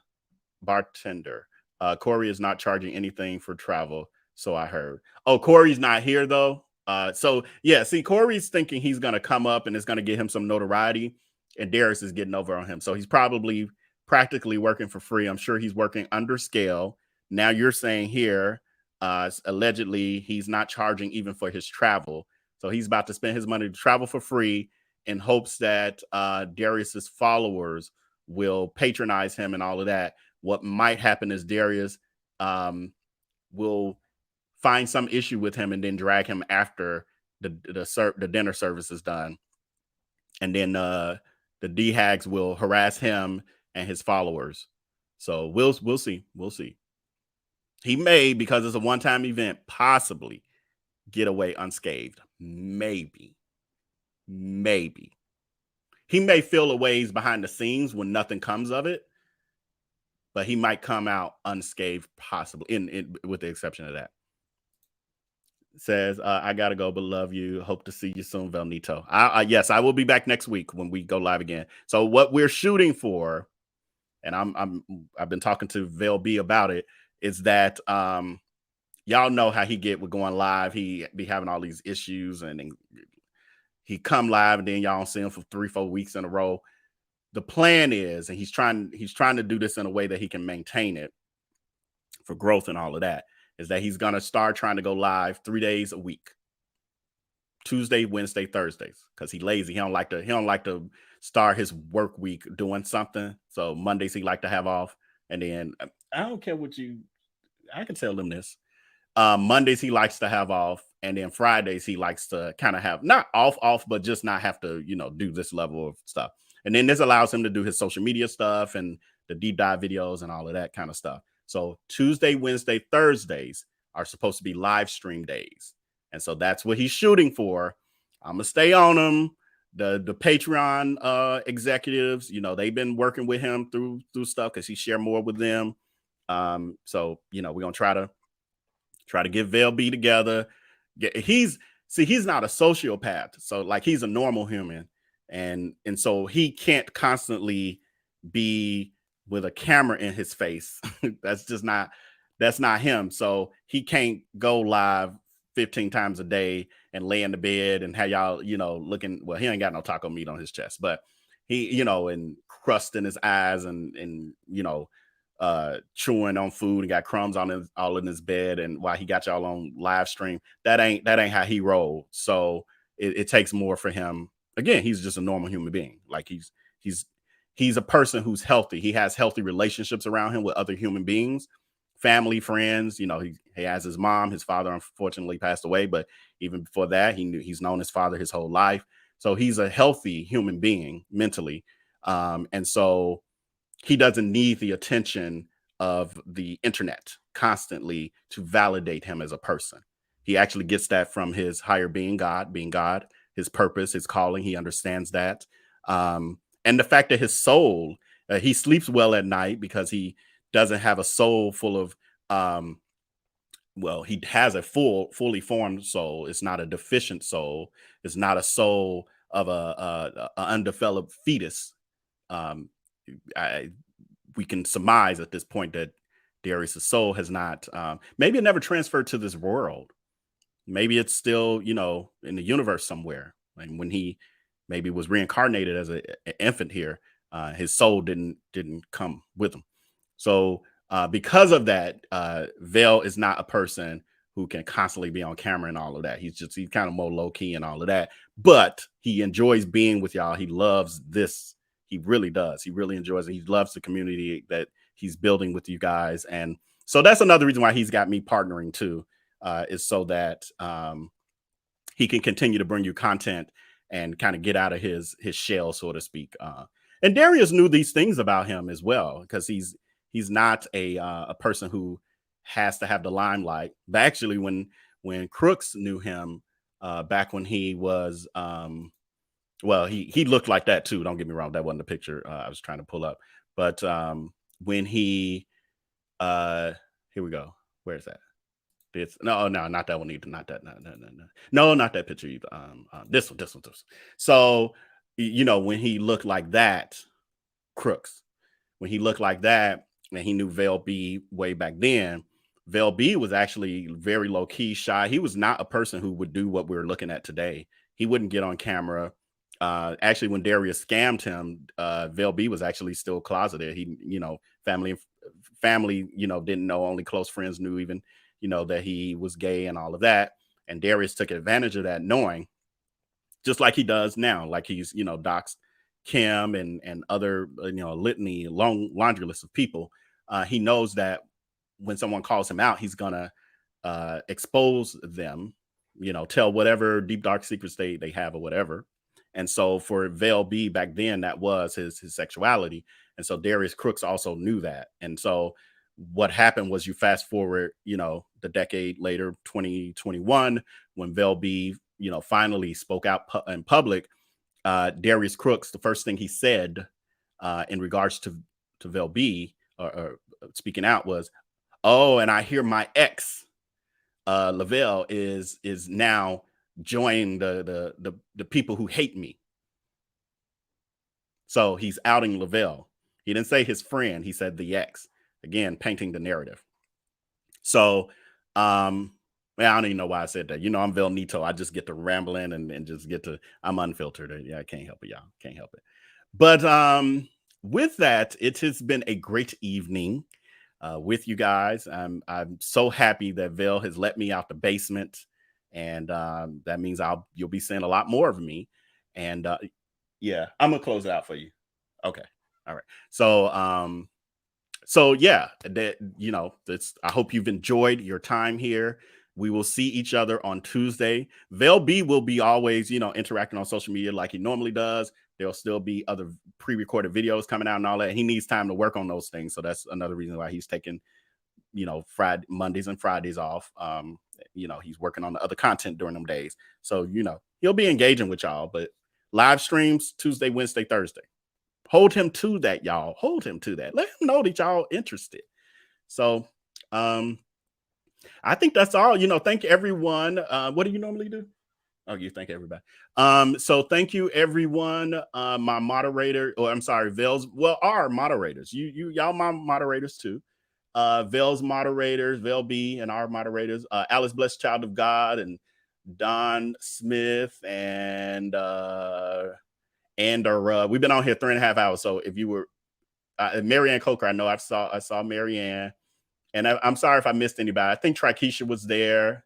This is beyond her bedtime. We'd be taking it too long. I know I saw Precious G at some point. So thank you. These are all his road dogs. These are the ladies who be hanging with him tough, day to day, hanging with him tough, and he appreciates that. And yeah, and thank you to everyone else viewing. I really appreciate y'all supporting him. Make sure to like this video. Make sure to share it. He's going to be chopping these up into clips and putting them all over TikTok and everywhere else. He's, you know, we got a plan here. Some stuff is happening. So with that, until next time, what you say you normally? Okay. I'm going to do his saying. I might have my own later.